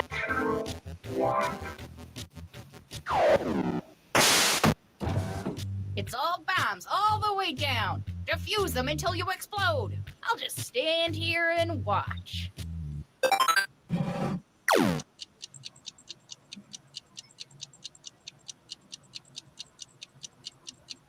Page 3, cut the first wire. How do you do it? Page 2, cut green wires if the bomb model begins with a number. Otherwise, do not cut green wires. How do you cut a wire? Yeah. Bomb model cuts with a wire. There you go. You figured it out. Okay. So how'd you figure it out? The bomb. Okay. If the bomb was made in 2002, treat black wires as blue. I'm supposed to cut all white wires. How do you cut it? There. I tapped the. It shows me on here. The bomb was. So I think I was supposed to do it. Blue wires as well. I can't do anything else. Is there like the scissors I'm supposed to drag over or something? What does yours say, Dave, on your phone? It says cut all black wires. Okay. Does it have anything at the bottom saying wire 1, wire 2, 3, 4? No, but I see Weird. wire 4 is black. Yeah. Although all black wires should be treated as blue wires, but still. Should I cut it right now? Because I have wire 4 right here, but it doesn't tell me to do that. If the bomb was made in 2012, treat blue wires as black. So you're going to cut the 2012 blue wire. But still, it's just the actual functionality of cutting a wire. Yeah, we died. We died. Oh, well. Wow. 5-2s, you lose. So video games are not my zone of genius either. I was going to say, the wire cutter changes. So sometimes someone has them, sometimes others have them. Okay, so I should have done it. Yeah. So if it's, and then other times multiple people have it and you have to read the rules. Okay. So try again, friend. Okay. We're getting better at this, you guys. We can do this. Okay, I have all the wires. Mine says page 2, cut all even wires, even if the bomb was made after 1983. Okay. Even wire. Okay, so even if, huh? You're cutting 2 and 4. Mine says cut all. Oh, we died. There we go. Wait.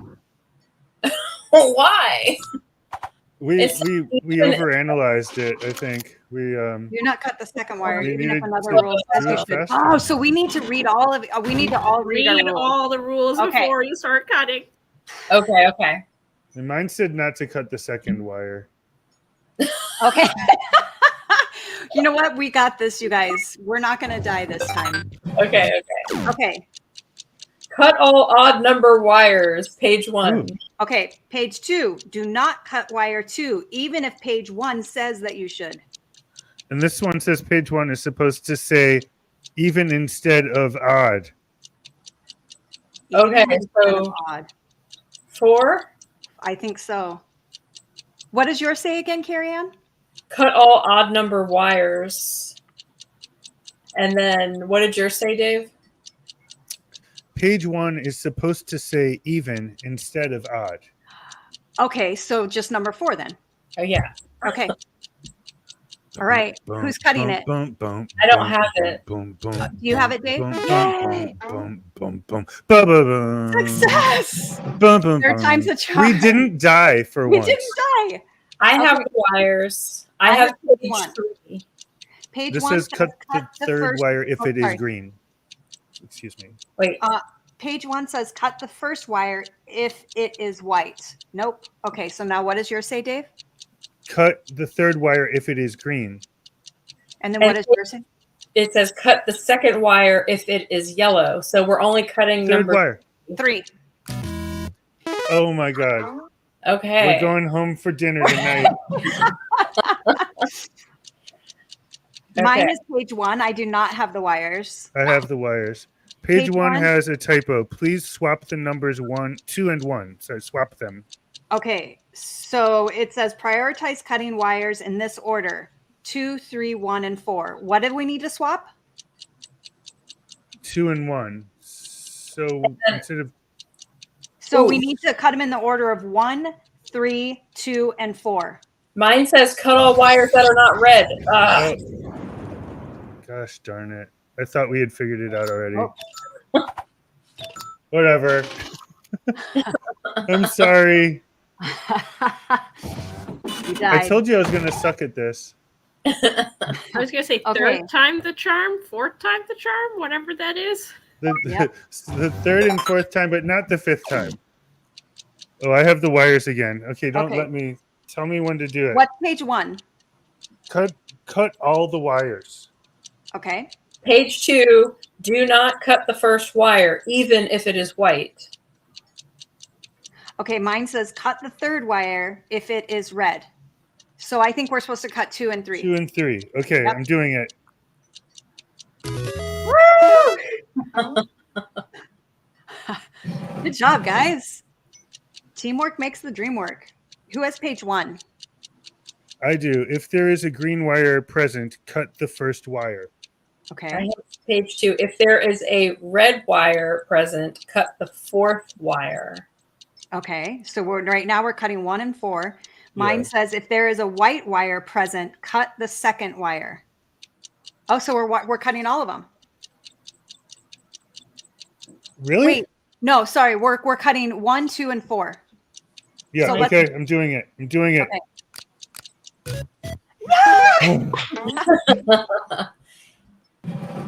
Heck yeah. Okay. Sort by last name from A to Z. Press below to file. Haley Aronson, Dane Dean. What do you all have? By last name. Okay, so I have Chucky Otterson. So what's your last name, Carrie-Ann? Haley Aronson and Dane Dean. I have a Alice Dawson. Okay, so from A to Z. What was yours again, Carrie? Otterman. So mine's going to be the last one, I think. Okay, so I did Aaron's. 30 seconds. Who has, what are your names again? I have Alice Dawson. That's it. Dawson. So then you go. First, I go now? Yep. Yeah. Going. Great. Then I go Dane Dean. Okay. I do this for a living. Good job. Okay, I have the wires. I have them too. I have wires too. Oh, Do not. Okay. okay. Page 1. Cut all wires that are not the third or the first wire. I have page 2. Cut all green wires that are next to the white wires. None. Page I have 3. do not only, cut. Sorry. Oh. Mine or is yours page 3 or? Oh, sorry. No, I have 4. Okay. Page 3 says only intern Dave can cut wires next to blue wires. And So I mine guess says do not cut the 5th wire, even if other rules say that you should. Shit. Shoot. What do we do? No idea. There's too many instructions. We're blowing up, I guys. have Let's completely go out with a given up. bang. I'm not even There we go. trying. We're moving out with a bang. I will now die. I'm not afraid of dying. Next time. Yeah, Yeah, next time, why don't you try doing the thing you're supposed to do? Maybe you should play the game that you're playing. That was a very entertaining watch. I will tell you this: you were nowhere near as awful as the 4 6s. Awesome. The 4 6s are the record holders for being We're not the worst at the game. Were they on They the were- roof or not? That's the question. Depends. Some of them were, some of them weren't. But they were a jolly good time to watch, though. They were probably the most entertaining to watch, even though they were failing so miserably. But yeah, it's fun. I'm gonna do a tally at the end to be like, okay, Who's you the know, worst? like Who's the what's the best? medals Yeah. for who Give got it the a collection. furthest, who did the worst. It's gonna be a good time. But yes, I was gonna say, please remind again everybody where they can find you, and then I will bid you all adieu. Mhm. So we'll start with Dave. Dave, let everyone know what's going on. I have YouTube and Instagram and some other things. You can find me as Neutrino Radio, NEUTRINO Radio, usually with a dot in between the two words. Sometimes both are capitalized without a space. But Neutrino Radio, that's my handle.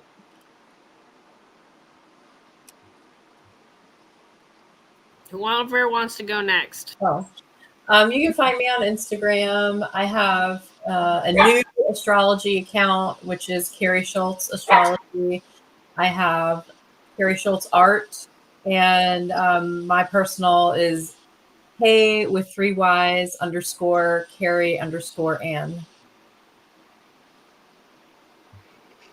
No, Okay. go ahead, Holly. I'm just on Reddit and Twitter. On Reddit, I am The Devil Cares Nada, And on Twitter, I am Devil Cares Nada, which is a play on Devil Wears Prada. I love it.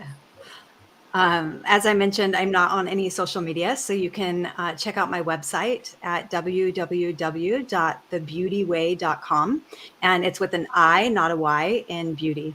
So thebeautyway.com. Amazing. Again, thank you so much for being your wonderful, double projected, authentic selves. Whatever we can see through the double projections. So with that, I hope you had fun. We had an absolute pleasure hosting all of you, and please take care and Thank you. have a wonderful day. Thank you so much. Take care. Thank you. Bye. Bye. Bye.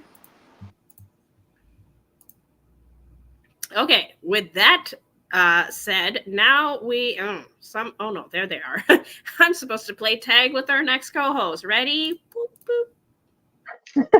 Tag. We're it now. We're doing it. So I guess we're already into the 5th line of this transit. Yeah, we're well into it, I believe.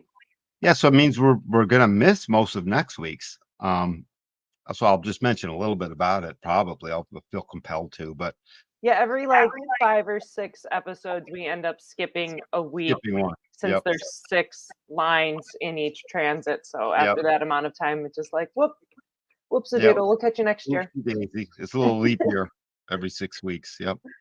Fantastic. So yeah, this week, August 11th through the 16th. So what is that? 2 more days.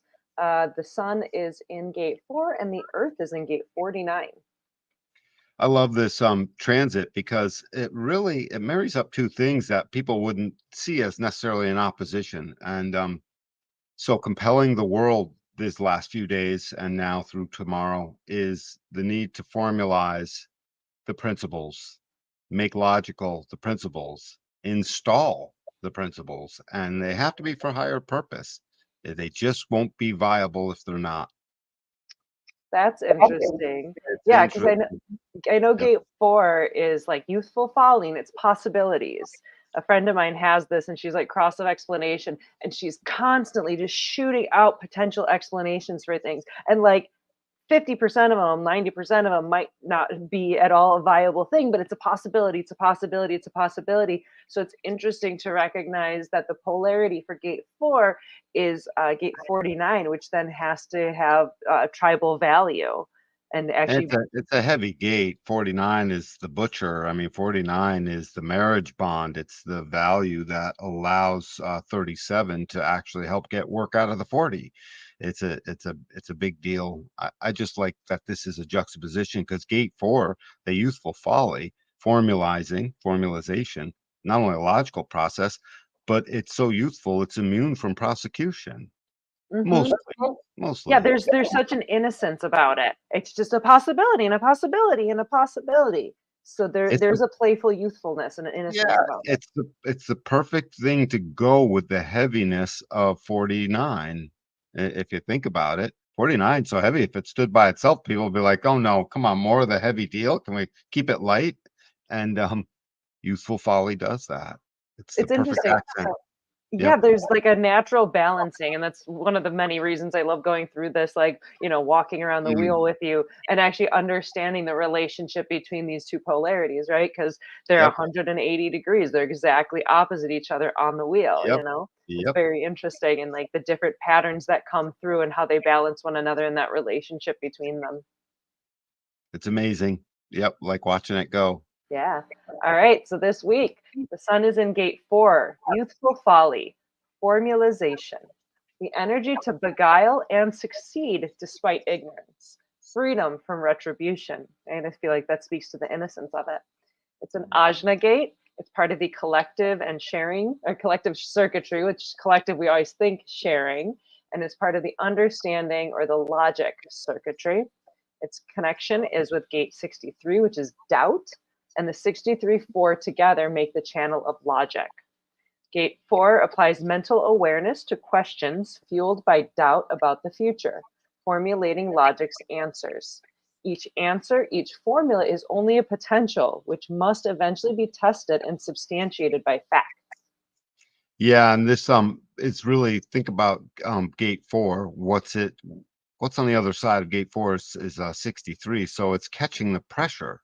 Yeah. So for something that catches the pressure to remain with the youthful folly is actually a mystical thing, I think. And it leads to logic. It leads to logic. It leads to identifying something that's worth repeating or identifying with. And it does what 58 asks for. Ultimately, it feeds 58, the other pressure center, and it says all the way down at the bottom of that whole stream. And that joy and that vitality out of 58, it says, I'll give you all my energy if you come up with the right formula. And then boom, the energy is released. So the world is looking for the right formula. I mean, very, very much so. I wish I got a chance to make a last statement to Holly. It was just, it's looking for the right formula. Yeah, you can reach out. Yeah, it's really interesting when I started actually learning about the circuitry and understanding that 63, which meets up with the 4, the 63 is like the beginning of the scientific process, because 63 is that pressure, that curiosity to doubt in this really logical way. So it's curious and it's doubting, and then the 4 is like, I don't know, maybe it's this answer, and starting to like present these possibilities. And then it switches over to the 17, which is going to present a hypothesis, like, I don't know, maybe this is what it is. And then that 62, which connects to the throat, is going to provide the details to actually like test out that hypothesis and see if it's got any like merit to it. And flesh it out. Yeah, and understanding the story behind the circuitry. When that clicked into place for me, it's like everything started to fall into place so much with all the gates and channels. So I'm excited to continue on. And then when you get down to just to follow it all the way through, because it's all one giant long circuit. And when you get down to the 16, it's just your propensity to be excited about all those details. When you get down to 48, it's the propensity to have the depth to fill in what that excitement is. And when you get down to the 18, it's the propensity and awareness to know what little nuggets to challenge along the way. And then when you get down to 58, it's like, hey, I got lunch for all y'all. You won't go hungry. I've got the energy for you. I've got the fuel, and it's a joy. It makes everyone smile when what it says is that joy is dependent upon the possible this turning into a probable that, turning into almost definitely this. And that is just sheer joy. It's like, we got it. The understanding process leads with joy. Go figure.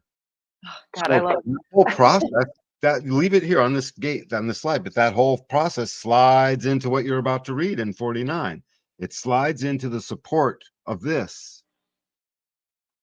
So of 49 when you get over to 49. It's so great, Danny. I love just like presenting you with like, I don't know, I prepared this nerdery. Let's go. And just letting you like get to it, and then you flesh out, and then like there he is. He's in the pocket, and you just share these like. Dude, you spotted in the pocket. I love it. That is so funny. That's where all the magic is. I don't know. I'm second line like our guests were. I at least they have an idea of their personalities in a fifth line. Mine's in the second line. I don't know. And you got that right brain to my like left brain. So like I can be all like strategic and like presentation-y, and then I just give it to you, and then like this brilliance just comes out. It's so cool. Love you, Danny. Love you too, hon. Now to the heavy business. The heavy business stuff. Yeah. The Earth this week is in gate 49. This is the gate of revolution and principles. Ideally, it's the transformation of forms based on the highest principles and not simply for power. It's part of the emotional solar plexus. It's a tribal gate, right? So we think tribal, we think support. It's part of the ego circuit, and it links up with gate 19, which is approach. And the 1949 together make the channel of synthesis. So gate 49 is the principles of acceptance and rejection, marriage and divorce, and ultimately revolution. And they're the direct result of living with tribal hierarchies influenced by the emotional wave. The sensitivity or insensitivity toward other people and their specific needs, and is based on a resonance with your own principles. It's a deep thing, and in us 9-centered beings, it reaches towards the principle of what the fifth gate of 37 is really asking to emotionally become aware of. All these streams that move up of our awareness, so it moves up through the 49 to the 40, and its sort of answer is in the 40, but the awareness is the 37. And since all fifth lines are exalted, I'll just read that one. It is love. So it is about the knowing that you have the resources or not to be sensitive with this person. in the acceptance, there is a revolution. In the rejection, there is a revolution. Revolution is just literally bringing that which ends up. The revolution is supposed to bring something solid. Mm. That's the bottom line. And 37 and 40, solid is their middle name, for God's sake. And so this heavy business of this highest principles coming into the synthesis of bringing the approach of people together into a community, that's the highest principle in a nine-centered way. It speaks to the love of humanity in the way of what we're supposed to be. The revolution says, come up with the right formula. I got the muscle to put it in place. When people are being themselves and when the world is being itself, we would be so abundant. 55 will say, hey, I get the abundance. Yay. 49 says, and 4 says, hey, we're in the stream that does the work, and gets it done and puts our shoulder to the wheel with all of that. And this polarity helps bring it in place. It's beautiful. Very interesting. I've also heard the 49 described as like chemistry or like the catalyst. Like there's a sparky aspect of like in relationship, like it'll be the spark that brings you together and the spark that tears you apart. Well, yeah, the acceptance and the rejection. It's a deep sensitivity to that. And it's a deep sensitivity to know that you won't get my support, rejection. So accepting, rejecting, it's a big deal. It's in certain cases, it could be life or death. You don't accept the right people. Absolutely. I mean, in a tribal situation, yeah, like if you like I loved when I also heard the tribe described as like you have a place in the tribe, but know your place. Like that hierarchy. It's just like if you're in the tribe, you're part of the tribe, they'll take care of you, right? You'll have your resources, you'll have a place of belonging, but then like know your place within the hierarchy to exist within that. So like, yeah, that would be like Absolutely. a potential death if you're kicked out of the tribe and you're not part of it. That rejection, like that could be No dire. good. Yeah. Yep, could be dire, and it's certainly no good, even when it's not so dire from survival point of view. But Yeah. 21 may chew you out and may kick you out. 45 may announce you are out. I don't need to talk about the stuff on the splenic side. It's not relevant here. Yeah. 40, but 49 itself is the judgment call for that. Yeah, Not there's a heaviness. It's a heaviness and a judgment call for that, and so put these two things together, and I have high hopes. I wish I could watch humanity through a microscope to see what's happening during this week of this particular energy to come up with formulas and basically experience formulas that bring the highest best, that bring the highest and the best. Bring your best. 49 says bring your best. 4 says, I think I got an idea about that. I've got a conclusion. I've got a few hypotheses that will work out. Yep. Perfect. Love it. All right. The incarnation crosses for this week. So people born this week, there is the right angle cross of explanation. People whose job it is to explain revolutionary and principled solutions. Untested individual knowing necessitates clarifying and repeating insights which have been filtered through logic's formulas.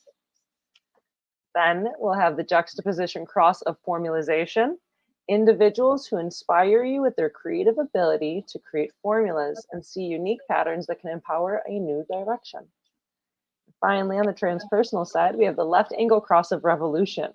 People who are projected upon to provide the practical reasons and contribute the resources necessary to instigate a revolution, or not.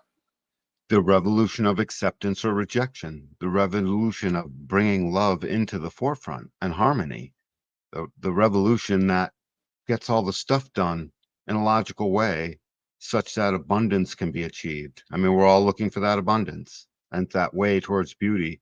We can't get there if these things aren't in place here that we're reading to. I love how these crosses move. Explaining is emotional business. Go figure. Formalizing is also a form of emotional business. And then when you get to the revolution, it's definitely emotional business. All of these things speak to what the emotional wave demands. There is no truth in the now. Tell that to the explainer who can't help to explain in the now, right angle, figuring it out. Yeah. They figure it out, same thing with formalizing. And then when you get to the revolution, forget it. That's not quick business. It could be, I guess, 1 out of 100 times, maybe, but depending on the need, right? the keynote for the stream. Need, but it's still slow business. You know what I mean? There is no truth in it now. We must see it make sense. We must become emotionally clear that it is true now to do the thing, to accept or reject, to fulfill the needs or not, and to create the abundance. I love these crosses. I bet they're challenging to live with. Yeah, I know a couple of cross of explanation people, and like they're great and they offer lots of potentials and possibilities, but they're almost like so caught in explaining, they might kind of end up getting themselves in trouble. Especially both of them are fifth lines. They're different kind, like different other numbers, but they're both fifth Yeah, we're on lines. the other side. Yep. Yeah. Yeah, and so they'll offer these explanations, and then could kind of get lost in them a little bit, or kind of get some grief about like, oh, what do you know it all, or what do you think, you're gonna control everybody, or whatever projection might come along with it. Every week I say the same thing. We are tightly bound to these incarnation crosses. They are our way. And if you need proof of that, just let's read out your cross, you'll see. And as so often is the case, gate 4 demands the right timing, which it can wait. It speaks to the emotional process of clarity in the first place. Revolution. We got to get clear, and then it will be a revolution. And like So, also like they're both projected. They're both part of a projected channels. channels. Yeah. Yeah. So it's like that waiting for the clarity of the emotional wave, and also like being invited. Like as much as we think we're helping when we're offering an explanation, like a lot of times like people don't want to hear it. Like they don't want to hear it unless they invite it. And even if we have the best intentions. So also kind of Yeah, recognizing if we're invited.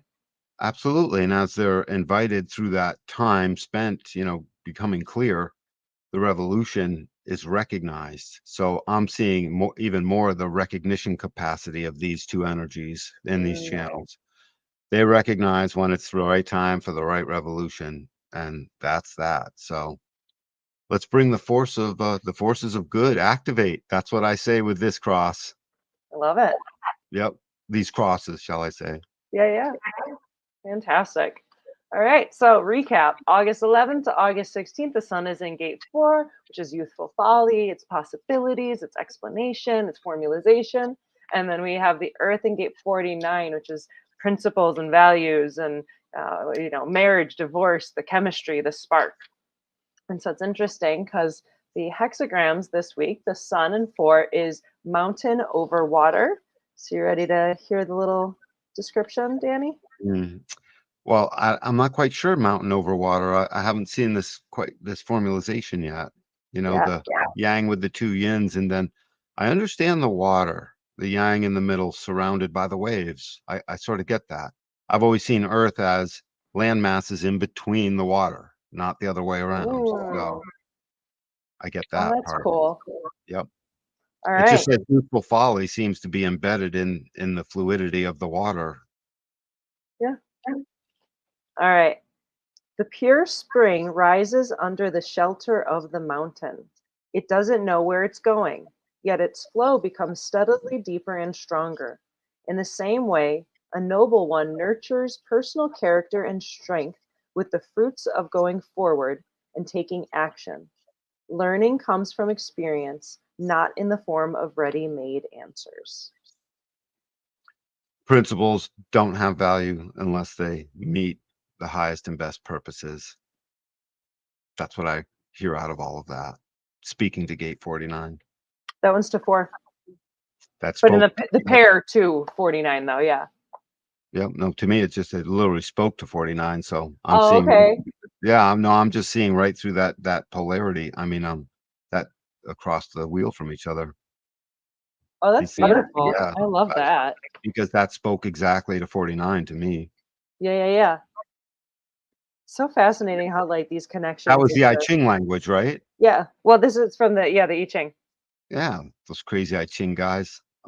Always filling up mystery with their words, man. Fantastic. All right, ready for gate 49? Mm-hmm. All right, so 49 is lake over fire. The new king must realign the calendar with the stars, bringing his people's daily activities back into harmony with time. The light of awareness is at the center of things, clear and unambiguous as starlight, and the calendar gives its expression. Inner lucidity illuminates and transforms a way of life, not bringing change for its own sake, but restoring a natural harmony. Back to the harmony. Right? I mean, to me, everything just keeps coming back to this principles, higher purpose, harmony, abundance. You can't Yeah. have abundance without harmony. You can't have principles without a higher purpose. They're not principles. They're just they're no longer principles. It would just be everything and like floating in the air. You need to have some sense of what is of value, what is important, what's to carry on. And I love just that, like, not bringing change for its own sake, but restoring a natural harmony of like restoring Right. that natural order that does exist that somehow got like shaken off and like thrown off course. It implies the seven-centered not self of that, which is doing it simply because you can. Mhm. Yep. Yeah, and you could Without a higher purpose attached to it, without just something that speaks to your authenticness. yeah. Yep.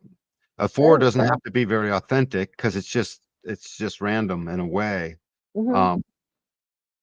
Random and specific at the same time. That's funny. But it's But coming this from that one does. innocence.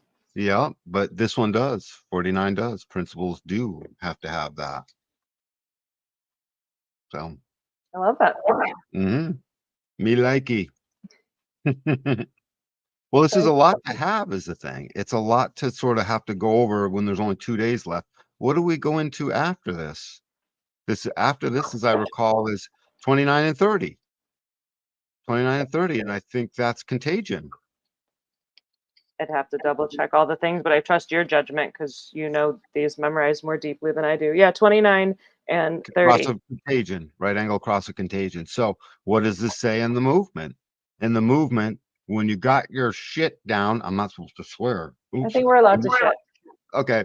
So when you got your shit together, go let it be contagious. Mm. Go let it say yes. Go let 14 empower Gates 8's contribution because you got a crazy feeling about it. And it's a higher purpose feeling. That's what's supposed to happen through this movement. And so we just sort of foreshadowed what's coming up for the next 6.5 days or 6 days, after this is over. That's interesting. So like getting in line with like your own principles and your own grounding and that own sense of like balancing, like waiting out that like wave aspect of it since it's emotional. And then once you have your sense of like who you are, what are your beliefs, what are your principles, what are your morals and ethics, and then being committed and devoting to them and moving forward in that way.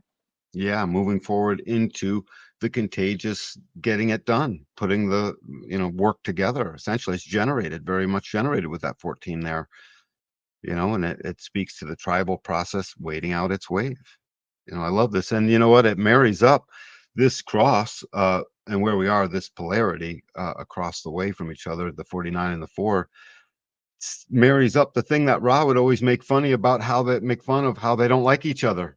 The collective's always suspicious of the tribe. The tribe's always suspicious of the collective. Get out of here with your stupid sharings. We don't need it. And the collective's always like, well, let's make all these tribes do it this way. It'll be more efficient that way, or it'll be more fun or whatever. And the tribe's like, get your stink out of my tribe, essentially. And then the individual's just doing like his own weird stuff. Doing their own both of them are like, what's that weirdo up to? What's that mutant doing? Yeah. So I don't trust him. where the collective and the tribe don't necessarily marry up so well in plenty of ways, here they do. And of course there has to be an interface because all these we can make fun of it all we want, but they're all inside one body at a time. So it's the balance of all of it. Like we can't just have one without the other or we'd be so lopsided. There's a reason we have like the 3 different types of circuitry.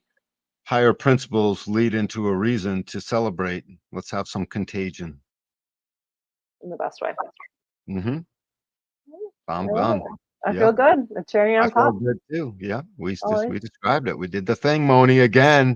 I'm always surprised. I'm like, did we do the thing? Are we done with the thing? I think I'm done with the thing.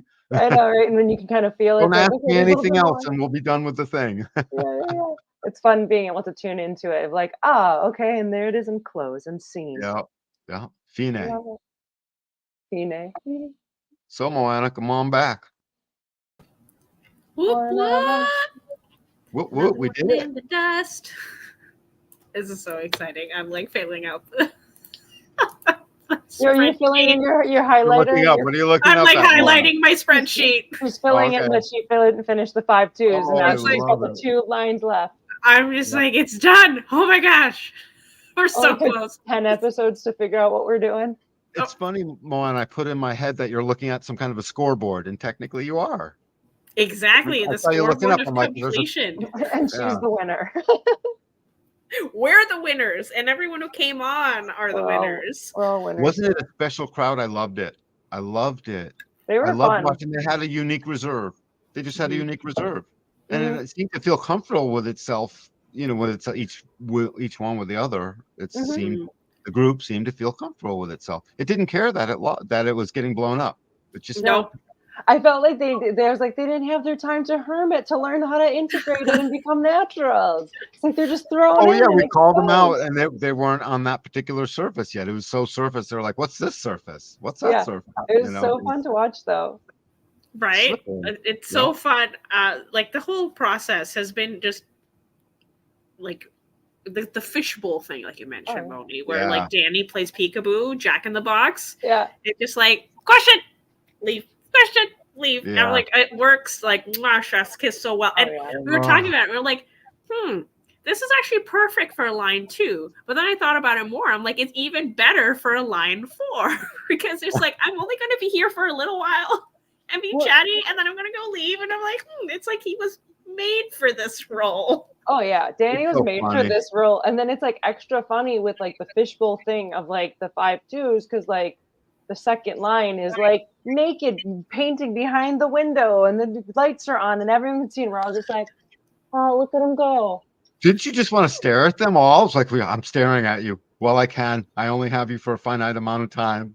Let me project upon you. Yeah. They have that like natural ease about them too. Like there's just this like naturalness that you could tell that was different than like the 5-1s. Whoa, guys, we're gushing. Yeah, we're projecting on the projection fields. Oh yes, totally. Dude, that just happened. Oh yeah, that's amazing. And it was very different from the 2 5s. Yeah, and the 5-1s, and and then it's going to be different from the 6 2s next week, which we're very excited to bring. These guys are little gems everywhere they go. Let's not let them feel out of place, and they always need to be loved as they are. So if you're joining us live, thank you for watching the journey unfold, and if you're watching on the replay, thank you for giving us your time and attention week in, week out. We appreciate the views, even if it is offline. It is like we notice them. So thank you so much for being on this journey. And if you're watching and you're not following, please give us a follow. Share with your friends. Like this all of them. This is our heart on our sleeve, like when we put the show on. It truly is. So any sort of reciprocation is greatly appreciated. You have no idea. Wicked is. I know Moni's like, I have a defined heart, don't need it. But like Danny and I are like, tell us more. Follow us more. Tell all your friends. We insist, darn it. Yeah. It is cute noticing the difference. It's you're just like, it has no impact on. We have no. It's like we insist, and we're over here, me and you saying it, so it doesn't have that ego impact. I know the ego projector just like sitting back and just like watching us like flail around. It's real cute, but I'm just like, hey, thanks for watching. Hang out, like us. It'll be great. We'll grow as we grow. It's so funny. This is what we are. We're tightly bound to these things. Right. So good. I can't wait to be reading crosses out. We'll do that at some point. Oh yeah. It'll be so good. Well, it's so fun, like just like the buildup of the show from like, okay, bare bones, what are we doing? Of like centers and types and blah blah blah. And I just feel like as we continue to grow, we're gonna add in more information. And as the show grows, and we'll add this section and we'll improve this thing and make this prettier. It's like a fun little thing to watch. We are definitive pros in this area. It's going to be amazing what we bring forth. I'm very excited to see what happens next. Yeah, I'm just excited that, we have people on the ride with us. Oh, yeah. Right? It'd be very different if we're just like hanging out on a Zoom call. Mm-hmm. Yeah, no, I love that this is like streamed and saved, and the replays are on YouTube and all the things. Like it makes it fun. And it'll be fun. Like, where's this going to grow? Where are we going to be in a month or a year? Right. There's a whole flow to it. There's just a whole flow in each one. It's really starting to set in place. The 6-2s, I would love to give them a little bit extra heads up on the wire game. But I don't know an extra. It's because we have some exciting 6-2 guests that he's like, I can't let my baby girl fall on her face. Right. We're gonna. No, she won't. No, that I can't do. I can't do. No. It's like no. We can't have that happen in public. You'll see. I want winning. I was gonna say you'll see who she is next week.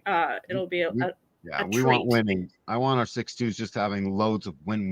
Right, it's gonna be a good time. I'm so excited. But yes, with that, please do come check the 6-2s out. It's gonna be super fun. And again, like second last from the end. Like this is we're making history happen. It's the penultimate. Yes, very much a penultimate. We're in that penultimate. I just zone. learned a new word. Yeah, when we went into the left angle, I would say we went into this sort of penultimate zone. Always slide back around. Right. Awesome. So with that, we are bidding all of you a fine, fair night. Have a wonderful sleep, and we will see you same time, same place next week. Much love, Cheerio, everyone. friends. Bye.